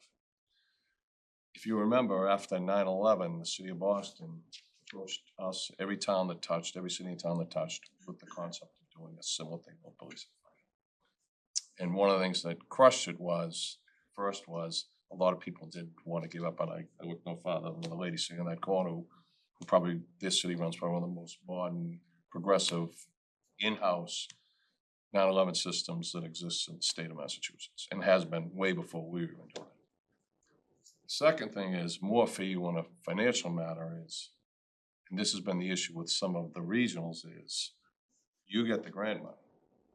When the grant window dries up, state 911 is great about, oh yeah, here you go on year 1 or year 2, and then 3 years from now, because this is gonna be a much, you see the number you're applying for grant. Absent the capital investment, the cost is going to be borne by the 2 communities. And that is going to fall to you as a higher cost than you pay today. And that's something, those are 2 critical things you have to think of, because if you, and you can tell me if I'm wrong, if you do this, there's no coming back from it. You're not gonna go backwards and take it back. So you really need, and I read the Collins report, and I've done an awful lot of these. And I think the Hingham, the Shrek and Hingham was Hingham, Cohasset, and they were the first, and it took, I think it started like a $1.9 million grant, and by the time we got them open, they were like 11 million. So those are things from a financial point of view that you need to really be cognizant of. How As does well that- as notify, as well as the residents of this town knowing that when they dial 911, it's not going to go into their community. Well, that's, people don't realize, but when you see, you read after actions, you read feedback from communities, it's one of the biggest things they talk about. What's the, do we have? You're creating an own entity, you're creating, correct? I mean, maybe, I think it's a little different No, there's than the 2 Hingham one, There's 2 different ways. but you're still going to be, they're not gonna be an employee of the town, they're gonna be an employee of the system, right? They're not going to be town employees anymore. And the final thing that I wanna say, and I talked about this last week when Mr. Hart was here, without getting in this. Since 1985, the whole emphasis on diversity has been that cadet program. And from that chief sitting right there through all the way to the bottom are products of that cadet program. And you and I talked about this today, Nick, you're going to have to think about how you're going, because it's gonna, tell me if I'm wrong, you're gonna have to dramatically shrink the cadet program and find roles for them outside of some of the dispatch roles they have. And that's a critical thing.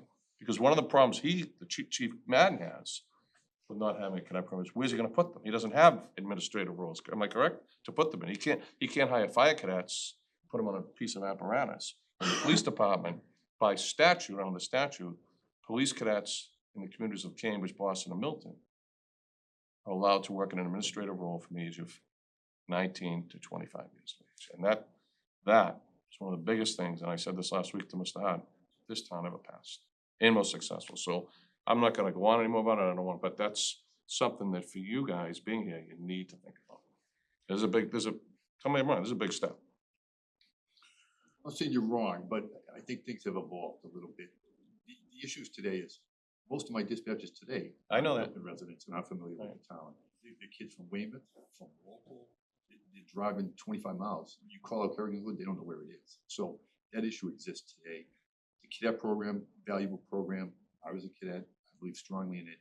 But the cadet program now with alternative pathway hiring through civil service, that 1/3 of cadets counts to 50% on alternative pathway. So you still now have a mechanism to get diverse hiring to alternative path highway that really is incorporated. Even if you use that cadet program, you're gonna only be able to do another 17% through that anyhow. So either way, that number really doesn't change, I feel. I know what you're saying about the cost, but even if you go long-term, it's not a 50-50 cost. It's based on population and cost of service. So, you know, we have Still more than 8,000 you're now. paying now though, today. It's gonna cost you more than you're paying today. I don't think either one of us could say what it's gonna cost in 5 years. I mean, there's a lot of variables that go into it. That proportionate cost is about 80% Quincy, 20%. I'd just like to add that right now, the fire department doesn't I know. really have a dispatch center or system.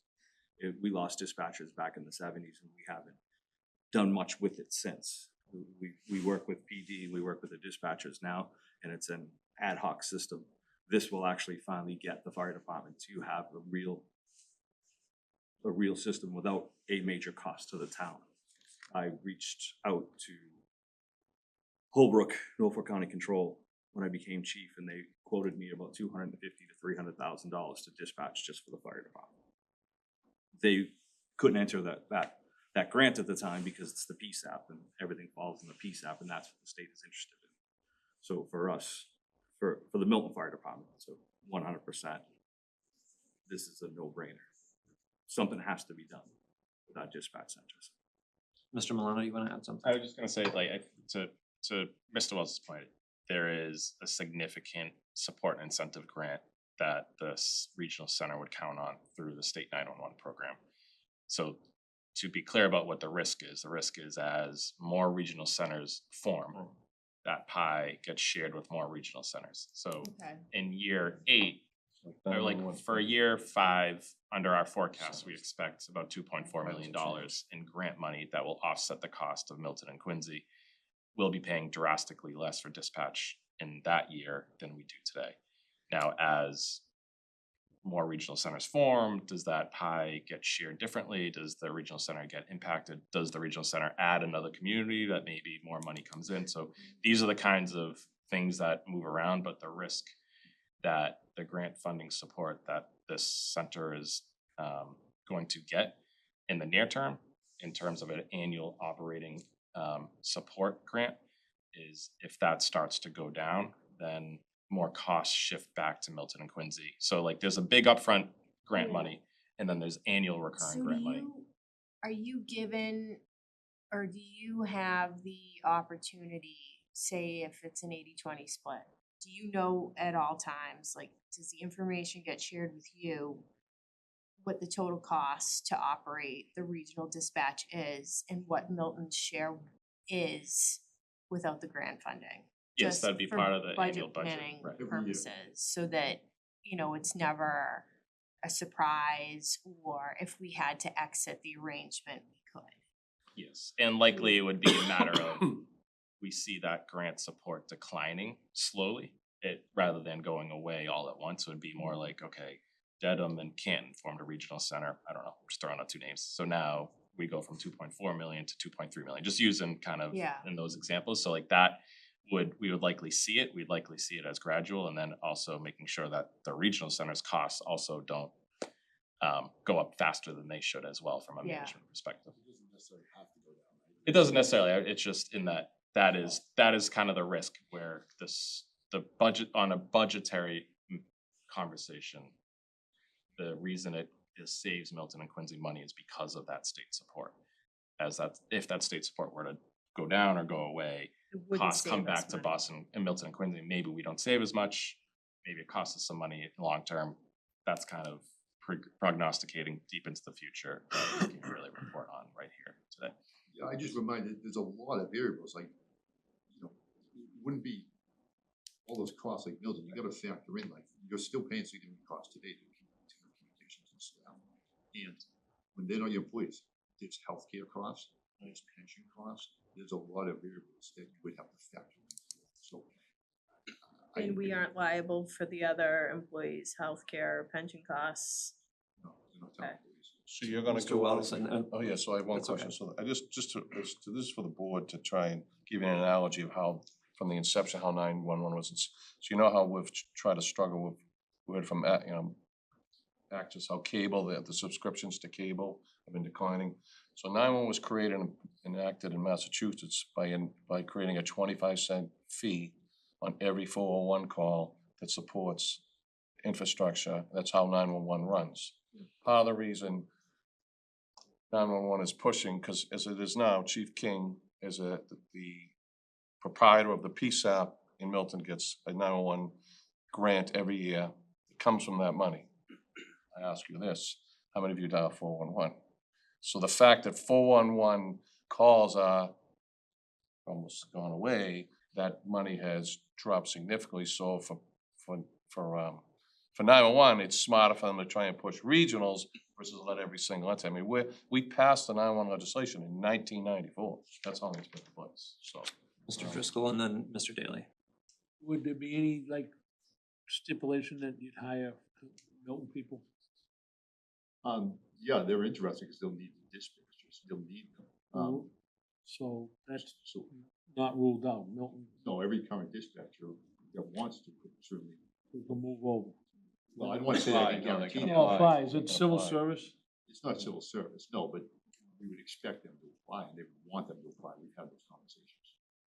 No, but if you enter into this, could you just say to the city of Quincy, could we have at least one person from Milton in that room at all times? I think that's something that we could work out, that the board that Oh, that's Chief what King I'm was at, talking yeah. about, yeah, absolutely. I mean, we could definitely make sure Where that that Richard said happens. people don't know, from the city of Quincy, know roads. I don't even know roads in this town anymore. I understand that, but It's scary if you're saying that, John. I'm saying today we don't necessarily have all the single Milton. No, roads I in know. That doesn't exist today. Mr. Daly, did you have? Yeah, a lot of my Yeah. questions will be better after this grant is received or not, because it's more about operational execution and the local impact as well. I just wanted to point out on Megan, Member Haggerty's point about exiting. I'm assuming that this agreement is gonna be somewhat ironclad. Are we putting in, is this expected to be for a number of years? So it's 5 years, but we can withdraw even after this grant with 60 days notice for any reason. If we were to go into it, you're talking a year and a half, 2 years away, even if Milton call ever rang in that Quincy building, you could still get out with a year's notice. With 60 days prior to them answering a single call, so basically the next 2 years, we get the 60 days notice. Mr. Wells. So just one final point, and most people don't even know this exists. So as far as your existing infrastructure, both of you, your towers, Big Blue, who's going to continue to pay to maintain those, them or you? So the grant will come in and then we get funded on our proposal, like upgrades to make sure that it's good, but if in X number of years, we don't know for sure, if the sustainability grants, you could get that. If there's not, but the way it's written is Milton maintains and owns their structures, Quincy maintains their structures. So you're So gonna have neither to, community is liable for the others, but yeah, so you've got to keep your radio maintenance agreements in place, yes. right? Okay. Because that's like, I don't see them, it'd be nice to get, if I were them to get, like Big Blue alone. Big Blue is one of the premium places to have infrastructure, and we've been there since. But that's, people think it's just like this phone, the phone only works because the infrastructure, the radio systems only work because of the infrastructure. From Milton's point of view, we have some of the most critical infrastructure points in Metro Boston. Milton Fire uses Big Blue and uses Raschuti Drive. So we have those key sites already. And, when you look at that, we still maintain those sites, but this grant is gonna upgrade all of our radio equipment that's on those sites. So, and I know Quincy, one of the things that Quincy was talking about was piggybacking off of us onto those sites as well, just to increase their coverage. And the other thing about it too is, I have a radio vendor. Milton Police has their own radio vendor. Right. This will actually get us under the same umbrella. You know, a couple of years ago, we were actually they were piggybacking off of our frequency. And, you know, our contractor really doesn't know much about their system doesn't know much about our system. This will finally get both of us under the same umbrella and work together to have a state-of-the-art communication center. Well, it seems, Mr. Wells, you have I'm another good. question? Thank you, I've said enough. But to me, it seems like we've got joint consensus from both chiefs that this is a good idea. That the grant application doesn't actually tie us into anything and we can continue to have these discussions. And you know, who knows what the technology will look like in another 30 years. This will probably be all outdated again and people will be talking about it. But certainly for now, it seems like a wise, at least look at an investment. So I will entertain a motion. If I'll anyone make wants the to. motion, Mr. Chair, to apply for the grant. Second. Okay, motion's been made and seconded. Any further discussion? And to authorize execution of the IMA, the intermunicipal agreement. So the formal motion of Mr. Wells will accept an agreement is, accept an amendment is to move to approve the application for a grant for a regional dispatch center with the city of Quincy and an intermunicipal agreement with the city of Quincy for regional dispatch. What you said. Does second agree with that? Second, yeah. Well, we're all here in person, so we can vote the normal manner. All in favor? Aye. All right, that's unanimous. Thank you, Sign it. chiefs. Thank you very much. Lynn has the IMA. Item 7, we have our discussion update approval, East Milton Fire Station RFP and appraisal report. Mr. Milano. Thank you, Mr. Chair. We included all the materials again in the packet. I'll turn it back to the members for any questions, comments, requests around the RFP or from there. Questions or comments from the members? So what are you gonna do? Russ, tell us, what are you gonna, so, there's a lot of interest out there. From my perspective, we've crafted it to allow for the building to remain as a requirement to prioritize kind of more of an active use than an inactive use. So unless there are requests to alter the RFP, we're prepared to release it with the board's approval. If you wanna do it as our last thing, I'll make a motion tonight to release it. Second? Second, I didn't have any amendments to it. Just see what Mark. Yeah, no, says. look, Motion to release it. it looked fine to me as well. So we have a motion and a second. Any further discussion? Okay, all in favor? Aye. All right, that's unanimous. It helps you go, you gotta, you'll have something. Something fun to talk Time will about. fly by, and that's the only reason, time will fly by and it'll be Christmas, and you'll be looking like, what? So item number 8 is discussion update approval of Milton policy statement expression of values. And I'm, you know, as chair, just to point out, we didn't see the documents until this afternoon, which Mr. Milano, I know you've got a lot of other things on your plate. And given that Mr. Wells and myself will only be on the select board for another week or so, it feels to me like this might be an item that might be better addressed by the new select board in May. Unless folks did have a chance to go through all of the materials and have thoughts about what they would like to have. I did not, so I would. I think this is best handled not at a transition moment. I agree. I would also suggest that it could be a good item for your discussion when you have your retreat. Yep. So. I'll make a motion to put it on the agenda for their retreat. Thank you. So we'll just go ahead then to item number 9, housing production plan advisory committee composition, charge, term, and appointments. Mr. Milano. Thank you, Mr. Chair. I provided a draft of this. What we had talked about was having representation from the Affordable Housing Trust, the Planning Board, and the Select Board, or rather having members appointed by each of those boards as part of an advisory committee to help manage the housing production plan and monitor its implementation. So our consultant Karen Sonneborg did inquire about whether it would be worthwhile to consider additional representation, whether it's from the Council on Aging, Milton Housing Authority, the Board of Appeals, or the Community Preservation Committee, as additional potential members. So what I've drafted is really just a membership of 6 members, 2 appointed by the Affordable Housing Trust, 2 appointed by the Select Board, 2 appointed by the Planning Board with 1-year terms. So really open to comments on how to tweak this, or if folks think we're in a place to start requesting applicants to it for consideration while we finalize the charge and composition. Questions from the members or comments? I'm always a little nervous about appointing an even number of people to something. Do we turn into a?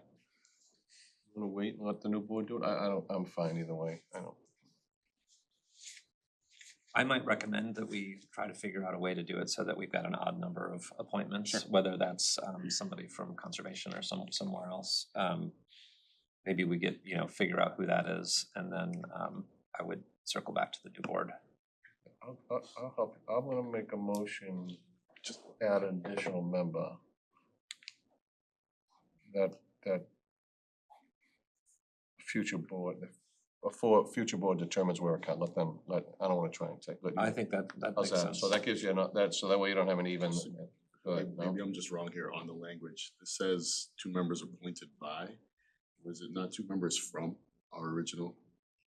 I left it as appointed by in case you do choose, for example, the select board could appoint a select board member and somebody else, or just 2 designees, or I left it so it was kind of to be determined by the board.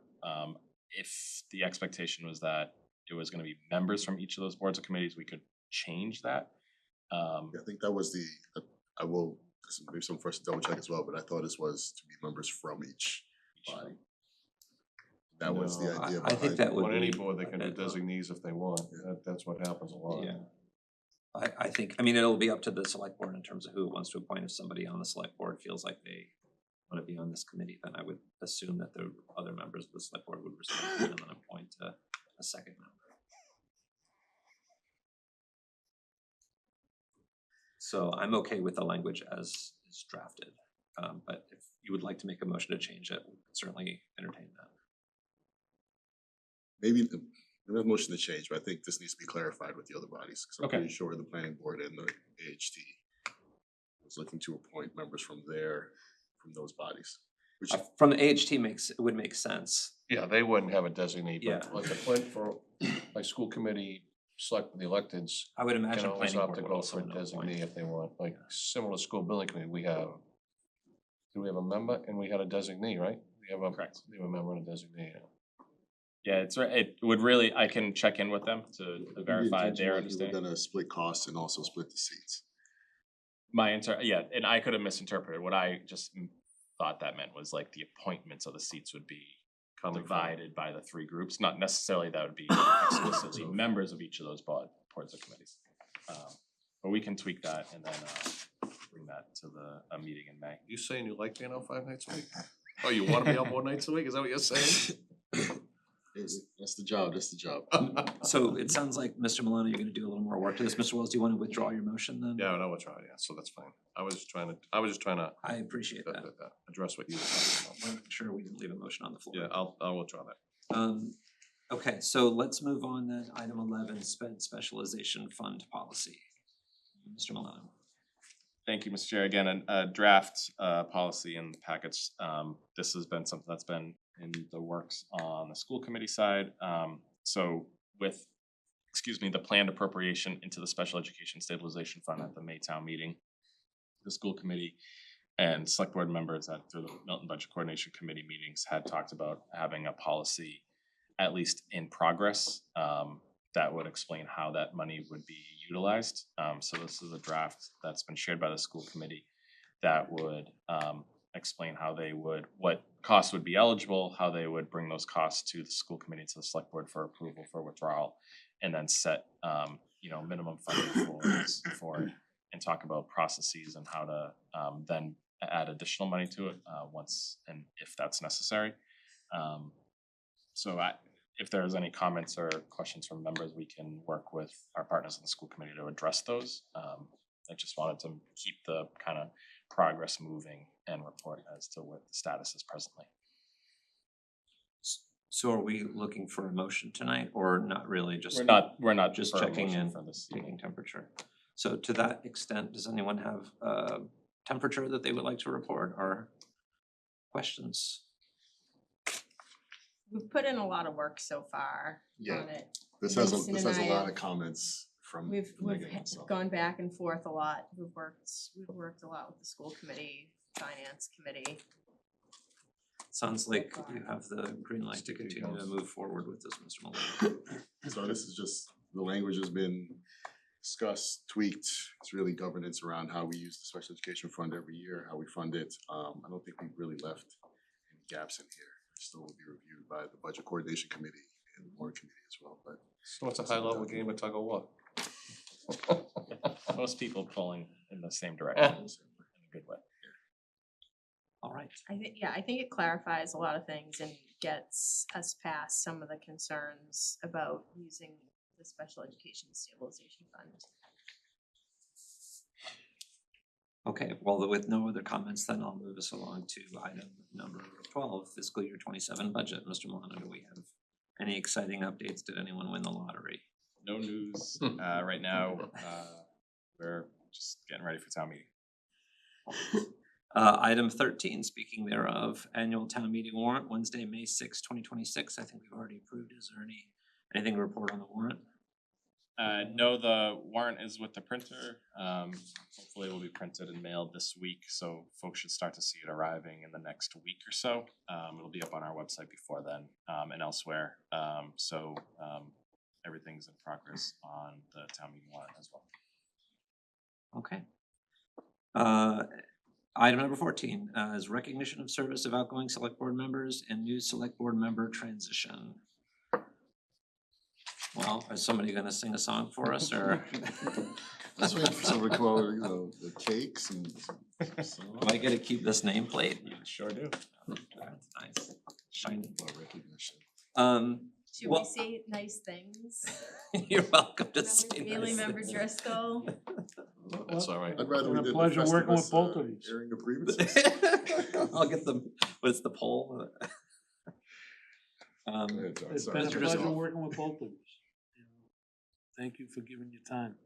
You're very People welcome. don't realize there's a lot of time behind this. And I appreciate everything you have done. Member Wells, do you have? So I'm not a fanfare guy. Is anyone I think there's no one here that would remember, but when I retired as chief in 2017, I I remember that. went to lunch on Tuesday. I told my secretary I was going to lunch. And then I called her on the phone and said, I was scheduled to retire on Friday, said, car's in the driveway. I'm gone. Good luck. They're gone. Just, but this is a little bit different than that. Today is the culmination of 41 years of service to the town, 32 in the police department and 9 in the select board. And I just think about how much things have changed since I first got here. Place I never wanted to be, there was just 3 of us, and I look at it now and I reflected thinking about the building commission's report, like all those things happened in the past 9 years, and that was a lot of work to make those, just hearings and complaints and anxieties and apprehension, but for the fellow board members that I've served with over the past 9 years, those are things that we had to take on, and I'm very appreciative to all of them, each and every one from when I first got here with Katie Conlon and David Burns, right up to the 5 of you now. 02186 is the commonality amongst all of us. This is where we live. This is where we call home.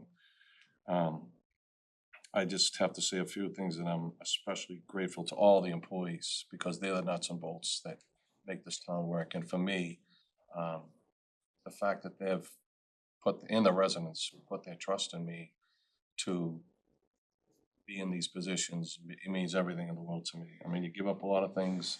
In my life, I've seen a lot of bad things, and I've been through some really good things here and some really bad things, but very proud of that.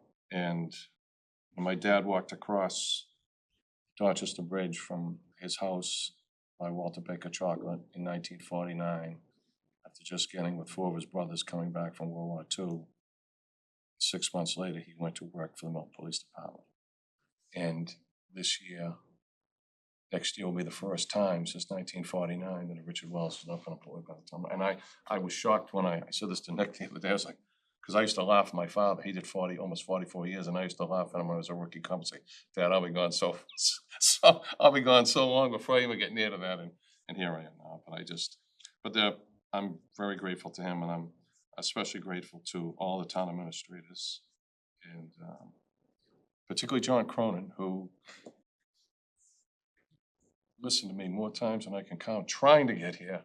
And as my own father said to me years ago, he goes, the town administrator is the most important person you have to work with, and that was right for me as a union person, as a deputy chief, as a chief, and as a select board member, right up to Mr. Milano, and that's a key thing. And to everyone who's my wife, I can't even talk about just being there. I'm just Mr. Pauline Wells, like, I don't know why she's here, but God bless her. To everyone who supported me, Linda Lee, Kathy Fagan, but the last ones I want to thank is something that came in my career 20 years ago that I never, ever expected. And John Driscoll will know this, was when I was asked to join the Copeland Foundation. And people don't know what it means for a group of 6 that meet twice a year and looks at every single issue affecting this town without telling anybody. Anyone. Saturday night, we gave Milton Hospital $1 million. That's a second $1 million this year. No one knew that was coming, not even them. 20-something million in checks made payable to the town of Milton in those 20 years. And that, to me, they'll kill me for this, but I'm so proud of what they do in such a private way. In the 20-something years I've been on that foundation, only 5 applicants have ever been through the door of thousands of grants that we have given. 5. And so to that, I say that because a lot of people will hear the name, they know it, they'll see it, but they don't understand what an important entity is in this town, and I'm so humbled to be one of them. So that's it. And now on to my job that I love. State reps. So thank you. I know that was a little lengthy, and thank you for that. Problem, Mr. Wells. I made remarks earlier about leaving, and you know, I want to echo what Mr. Wells said.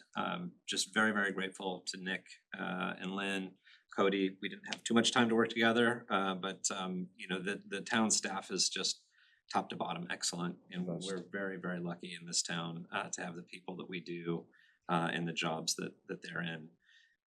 I feel like the 3 years that I've been on the select board, it feels like 41. We've seen a lot of changes, a lot of transitions, some good moments, some bad moments. I feel like the community is on this really great trajectory at the moment of coming together, trying to tackle problems as a whole. And I hope that we continue to do that, because I think more than anything in this world where and I've said this is the reason I'm leaving, is because the current federal administration has made my job much more difficult over the last year and a half, and I have to be out of town now a lot more than I used to be. And so in this era of uncertainty, as Mr. Wells said, we are all in 02186, and we need to make sure that we remember that, treat each other accordingly as neighbors, as the people who ultimately, when push comes to shove, are going to be next door to you. So I'm so confident in Member Wells. Member Wells, Member Daly. I'm not staying. I'm confident in Member Wells in his continued work. I'm very confident in Mr. Daly, Ms. Haggerty, and Mr. Driscoll in their continued stewardship of this. I'm sure they will provide a warm and good welcome for whoever comes and is lucky enough to sit in these seats. It is a big job. It's a job that I might pick up again in the future if the world changes again, which it probably will. But for now, I just consider myself very lucky to have been able to represent the town for the time that I did. So thank you very much. Good luck to you guys, because change will happen, and it's gonna be, in 2 weeks, it's gonna be totally different. And just like when you came here, you're gonna have new faces walking the door. And the most important thing is to get the residents' trust, to have them trust you and realize that they matter to you. And when they will email you and call you and come and knock on your door, that says a lot. And that, to me, those are the things that I carry so deep in my heart today. We also have a new member transition on here, and I don't know We're if not there's going, we're not gonna be there. anything to say about that beyond, I know that we've got the organizing meetings on the agenda. Do we Say get anything to else. say stuff? Oh, yeah, sure. We get to- Yeah, sure. I'll just say quickly, you are both stepping down, but I don't consider it that you guys are leaving. In the year that I've been here and the time that I ran for this seat, I know that nothing really happens without the folks who've done it before. The people that I spoke to, the people that that have had counsel for me over the years, the folks that have been here for 40, 50, and 60 years, I pick up the phone when I call, the conversations I've had with Richard, the conversations I've had with you, Ben. Even though you guys are not gonna be sitting in these seats anymore, your impact is not lessened, right? You are not forgotten, you are not gone, you are still incredibly important to us, and fully expect that you will be receiving calls from probably all three of us at some Richard point. Wells at masshouse.com. And I think that is what makes this town work. It's the mix of people that have been here, the history, the legacy, and the folks that come in and want to continue it and add to it. So thank you both. I will always answer if you call unless I cannot. That's one form of But I will call you back. I'm braggart, I don't know. Okay, I get to go last. So Any money? So, thank you both. The both of you were two of the very first people I spoke with when I. Sweet life, Yeah, sweet life. yeah, it was like a 2-hour breakfast or Mm. something. And you were both very real with me and very encouraging. And being one of the new members on the board, I have relied on both of you, for guidance and moral support. I don't know, now both of you realize like how flustered I can get, but. You are funny when you say I'm so mad. But it's just, I feel like over the course of a year, we all 5 of us kind of got in a really good groove with things. So it's bittersweet to have you guys depart. But what's really special for me as a lifelong public servant, I know you share the same background, and Ben, you work in the public interest doing fundraising as well. It is such a nice thing to be part of a community of people who get to serve something greater than themselves. And we are really lucky to live in a town where so many people care, and there's never a shortage of opportunities to get involved and to serve. And both of you guys have just really represented so much of that. And I hope other folks, if you're out there watching this meeting tonight, I know plenty of people do. I hope that other people will see your example and act on that call to serve that you guys have done. Because it really is, it's such a special thing. And we're so lucky, and I feel like, this is maybe kind of like the mafia where you can never really leave, and we will still call you. Just when I thought I was out. But just really thank you so much for the past year and for your years and years and years of service. Thank you very much. Well, now we get to talk about Mr. Milano. We have, John did, John. He was John- the Already lead did off. the beginning He of was it. the Let's lead talk off about hitter. Lynn. Lynn was Josh. everybody. Like I said, Sweet. both great people to work with, and I've known Richard for a very, very long time. He's done a lot in this town. He's gone through a lot. Like, I'm sure he's not gonna disappear. Definitely not. And if I can add, I just would Mr. like Milano, to say please. Oh, yeah. that, Who are you? it's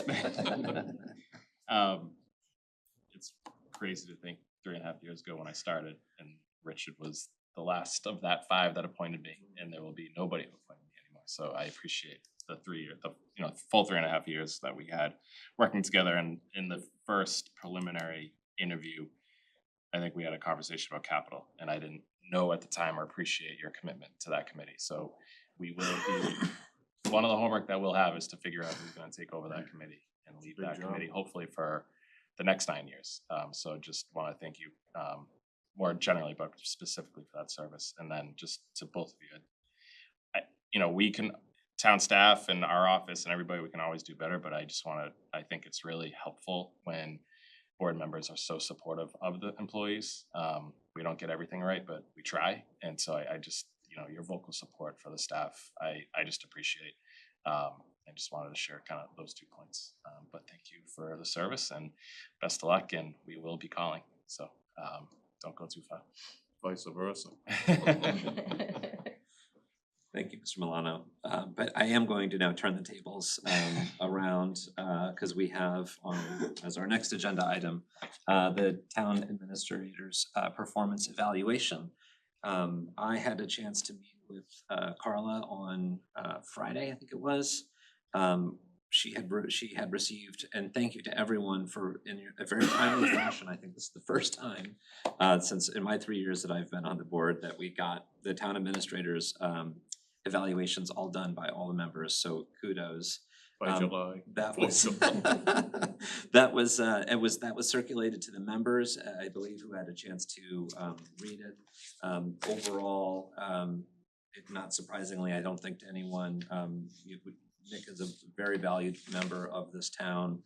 The evaluation was very strong in favor of him and his work, with lots of really nice things to say. I don't want to, read through the whole thing in detail, but really your attention to detail and your responsiveness to the town, both to members of this board, other boards, there are so many people who clamor for your attention, and you manage to give it to them when they need it, and it's noted by everyone. So I will turn it over to the members if you had any other comments on the evaluation or wish to say anything. Sorry, I don't usually go first. Mr. Driscoll. I only have a short time on the select board, but I had a lot of time before the select board, and you were always very responsive. You're always very willing to help and open door policy. So you're a great person. You're still a great person, and Thanks, you're always easy to work with. Appreciate that. Can't deny his raise now. You've had to deal with a lot of really big issues in your 3.5 years, and I think you've done it excellently for my time on the board, so choking up for everybody tonight, geez. Well, hopefully we have It's a just an quieter 3 evaluation. more It's years. like, Quieter next. It's Nick's last night too. But I think you've done an excellent job, and I hope you're here in the town for a long time to come. I really appreciate your work you've done. The last few years of override MBTA budgets have not been easy, and I think you've been a steady hand at the wheel, so thank you. Thank you. I pretty much agree with Member Daly and Member Driscoll and everyone else, but thank you for our first year too. Because there were definitely things I didn't know that you've always been available and also listened to me a lot. And yeah, I think we have a lot of work coming up in the years ahead. It's I think some of our budget challenges are potentially going to stay challenging. And you've done a great job at working with us to bring everybody to the table and run everybody through the details, and I think that that's so important. And I want to recognize that you and Amy and Joanna have really taken the time, made yourselves vulnerable, and walked everybody through that process. And I think that that's just so important for our town governance and for getting people to trust government, which it's really important in our town these days. It's really important in society. at large and, you know, on the topic of public service, that takes a lot of bravery. And I'm really glad that we're gonna get to continue to partner with you on that. It's like a group hug. Yeah. Mr. All the Wellens. feels tonight. So one point, and this isn't a criticism, but one point, we've said this, I've said this a lot, and I think I kinda capped it in my comments is, and I probably learned this from my own father, just about public services, that you gotta go out and be the face, and I said this to you, fly your flag, go out, walk around the business, meet, let them see you and see your face. Because one of the key things that is, it's easy when it's easy when it's the easy things. It's tougher when it's the hard things. And when you've already developed that positive relationship, and all of a sudden you hit that big bump on the road, like you've seen just the issues on just the projects we've done, it's go do it. And then lastly, Lynn, just to thank her for everything she does for us. So, I will take a motion on the I'll make that evaluation of the motion. town I'll administrators. make that motion. Second. So motion's been made to approve the town administrators' performance evaluation and seconded. Any further 10% discussion? raise? No. I'm gonna get it up. No. All in favor? Aye. Aye. That's unanimous. Next up, we have discussion approval proclamations celebrating Earth Day and Arbor Day. As someone who feels very strongly about the environment, I think we can waive the reading of both of these proclamations if the members see fit. And just make a motion. Second, that's your motion, I I will- second it. Move to approve the proclamations celebrating Earth Day and Arbor Day. Second. Second. Motion's made and seconded. Any further discussion? The Earth is very important, as Artemis reminded us. It's a fragile blue dot. These are important celebrations to recognize. All in favor? Aye. Great. We have an amended, thanks, Mr. Milano for getting this back on the agenda, discussion approval one-day liquor license. I will take a motion on this. Make a motion to approve the one day, oh no, I can't make this. I'll make the motion, but then I'll abstain on the vote. So I'll make the motion to approve the one-day liquor license. Lindley Sheridan from Milton Music Fest, we are Milton, Saturday, June 20th and Sunday, June 21st, from 4 PM to 10 PM, Hutchinson Field. Hold on. Nope. Did I We specifically changed the time for Sunday. I think we approved the Saturday time. let's We change. pulled it off. Did we, I thought we approved Saturday, We didn't approve anything. We didn't approve anything. Then but this- is Saturday also 4 to 10 Yeah, AM? yeah. Yeah, they're both, both yeah. just Okay. reads to me I as they're think both. she said 4 to 5, 10. but I think. No, it's it four. was supposed to be Four's the time. Okay, great. I just wanted to make sure we got it right. Oh, good, yeah, thank you. So motion's been made. Second. Seconded. Any further discussion? All in favor? Aye. Abstentions? Abstain. Town administrators report, Mr. Milano. So moved. Thank you, Mr. Chair. Mr. White, Michael already explained that we have a part-time local inspector position that we'll be posting. We will also be working, we are looking for a clerk for the Community Preservation Committee, which would be much more limited hours.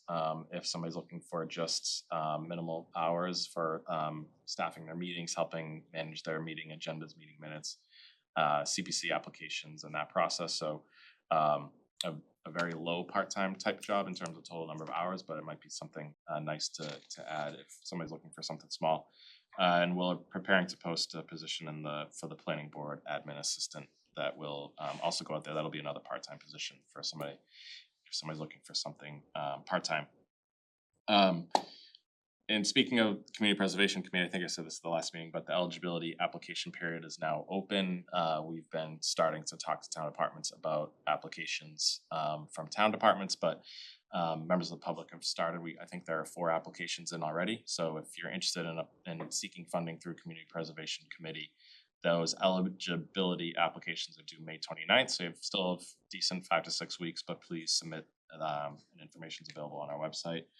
And we do have another retirement to report. Delroy Butler is retiring from Milton DPW after several decades of service to the town. The day he started. And always shows up to every event, shows up for every opportunity to work additional hours. So grateful for the many years of service and congratulate him and wish him best wishes on his retirement. And that, I had it in front of me. I will report it before the end of the meeting. Close to 25. Oh, well, maybe more, maybe it's a lot. I don't know the day you started. And then I should have mentioned this during the budget discussion, but the warrant committee chair did report that the warrant committee talked about the long-term projection and having a policy regarding the operating budget stabilization fund and having a discussion with the new select board about long-term override date. So I meant to mention that earlier, but I'll work it into town administrator updates. That's what I have, Mr. That's Chair. what I can do. And we'll seed back to you as soon as you figure out how long Delroy's been I here. have to find my note. For the chair's report, I don't have much other than Saturday, the 18th, at the Blue Hill, there's going to be a special event for Earth Day. You get to climb to the top of the Blue Hill. They're counting, they're expecting hundreds of people to do this. You'll touch an LED light and give a testimony about Earth Day. If you want more information about it, go to bluehill.org. Sounds like an excellent event. Ms. Milano, do we have an update? 37 and a half years. Any reports from the members, anything? Public comment response, I think we kind of already have done that. Our future meeting schedule, organizational meetings will be held April 29th and 30th. Mr. Milano? The 3 members who will be here, Yes. do either of you, do you have availability either of those nights? Do you have a preference? So this would be just to elect chair, vice chair and secretary. So The 30th is what works for me. I can't do the 29th. I think the 30th is what would work for me as well. We can do Zoom if necessary. if necessary. Yeah, I think either of those are fine for me. Okay, so we'll plan on the That's the 30th, Thursday, yeah. Thursday evening. Thank you. Okay, so that's then organizational meeting set for April 30th. Town meeting dates, as a reminder, May 6th, May 7th, May 11th, May 12th, May 13th.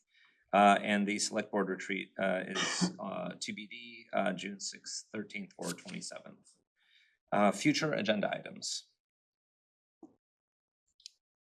I would feel bad suggesting something there. So with hearing none, and I'm going to use my chair's privilege to skip executive session this evening. But we are still gonna drop into the Governor Stoughton Trust very quickly, so I'll take a motion to adjourn from select board. So I'll make that motion. Made Second. and seconded. Any further discussion? All in favor? Aye. So the select board meeting is out of session now, and I am calling to order a meeting of the trustees of the Governor Stoughton Trust. We have a couple of items on our agenda. First is request for funding from the Governor Stoughton Trust to Beth Israel Deaconess Medical Center Milton campus. Mr. Milano. Thank you, Mr. Chair. Milton Hospital submitted their annual request for funding. I did not coordinate with Mr. Fernandez to join our meeting this evening. He usually will make himself available happily if members would like to hear from him directly, but we did include his letter in the packet with his request for this year. Happy to take any questions My on it. final motion on this board, I'll make a motion to approve. Is it 20 or 15? How much is it? I had it as 20 this year. I can verify that if you give me one I moment. think I already knew. I think I read it was. So unless I'm wrong, but I'll make a motion to approve. It's 25,000. 25. I'll make a motion to approve their $25,000 request from the Governor Stoughton. Second. Okay, motion's been made to approve $25,000 to Beth Israel Deaconess Medical Center Milton campus from the Governor Stoughton Trust and seconded. Any further discussion? I have a quick question. In my reading of the letter, I may have missed it, but I'm just wondering, what is the annual contribution that we typically make? Around there. It's right around there. In that amount? Had Okay. been, I think it was 20,000 last year, 15 the year before that, so Yeah, they we- have adjusted it a little bit each year, but it's in that ballpark. All right, motion's made and seconded. All in favor? Aye. Item number 3, discussion approval town farm request for proposals, proposal from Milton Partnership for Community Reinvestment LLC. So we talked about this in our previous open session as the trust, where I think there was some hesitation around the current proposal based on the infrastructure needs that the road was facing. And I think this has been, I feel like it would be good to kind of put a point on this to some extent, and then allow the trustees of the Governor Stoughton Trust future iteration to continue to think about how best to use that land. So I don't know if anyone has any thoughts that they'd like to share or a motion that they'd like to make. So my personal position has been that if we can't get to a workable model on this proposal that can also include the infrastructure upgrade, if we are also in a position to eventually get to safe harbor with the existing developments that we have in the pipeline, I'm okay with moving to either rebid the proposal or wait for a more opportune time to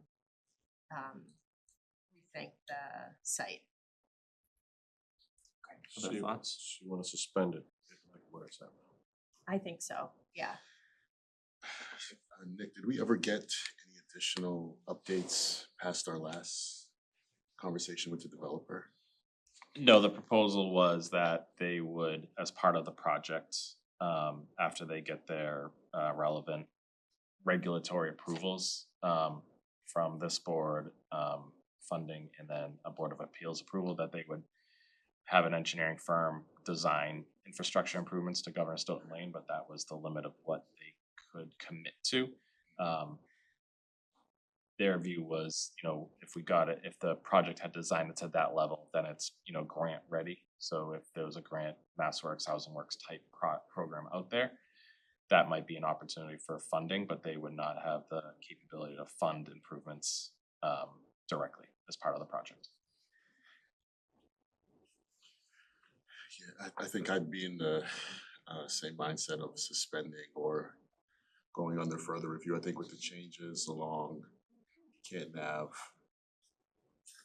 with that 40B development, with those going to affordable and the rentals, which really changes the Governor Stoughton setup, and us not being able to fund some of these improvements, maybe there's a space for us to rethink. We work with the town farm. Any further thoughts, Mr. Wells? I feel that I wasn't on the stands, but I do think for the three of you, I think you're gonna see something else come to you this year that's gonna in that safe harbor. Can't divulge yet. Teaser. I'm like, So wow. maybe Are you was you something. Oracle? Maybe you was something, but I think It's like a psychic seeing the future. I think you're gonna see Something good something. is gonna I think you're gonna happen. see something. East Milton Medium. Okay. No, it's not East Milton. It's not East Milton. Please, you kidding me? I have to move away from East Milton. But I think you might Yeah. see something this year Okay. that you will entertain, will, not entertain, but will help you. You're so close. Like, there's one thing, like tonight, I'm like, in these 9 years, I think we're at 4.5 when I came to select board. Yeah. We're it's like, been what, a dramatic 9.7 growth. now, or 9 point, like, you're right on the crest. So to that end, Mr. Milano, should we make a formal vote to suspend the RFP? That make the most sense? I think that it's really to Withdraw? withdraw the RFP and yeah, I think withdraw. So I'll take a motion if someone wants to make that. I'll make a motion to withdraw the RFP for town farm request for proposal. Second. Okay, motion's been made and seconded. Any further discussion? I will say, just for further discussion, I continue to believe that affordable housing is the right solution for that piece of land. And I think that given the developments that have been taking place, we can continue.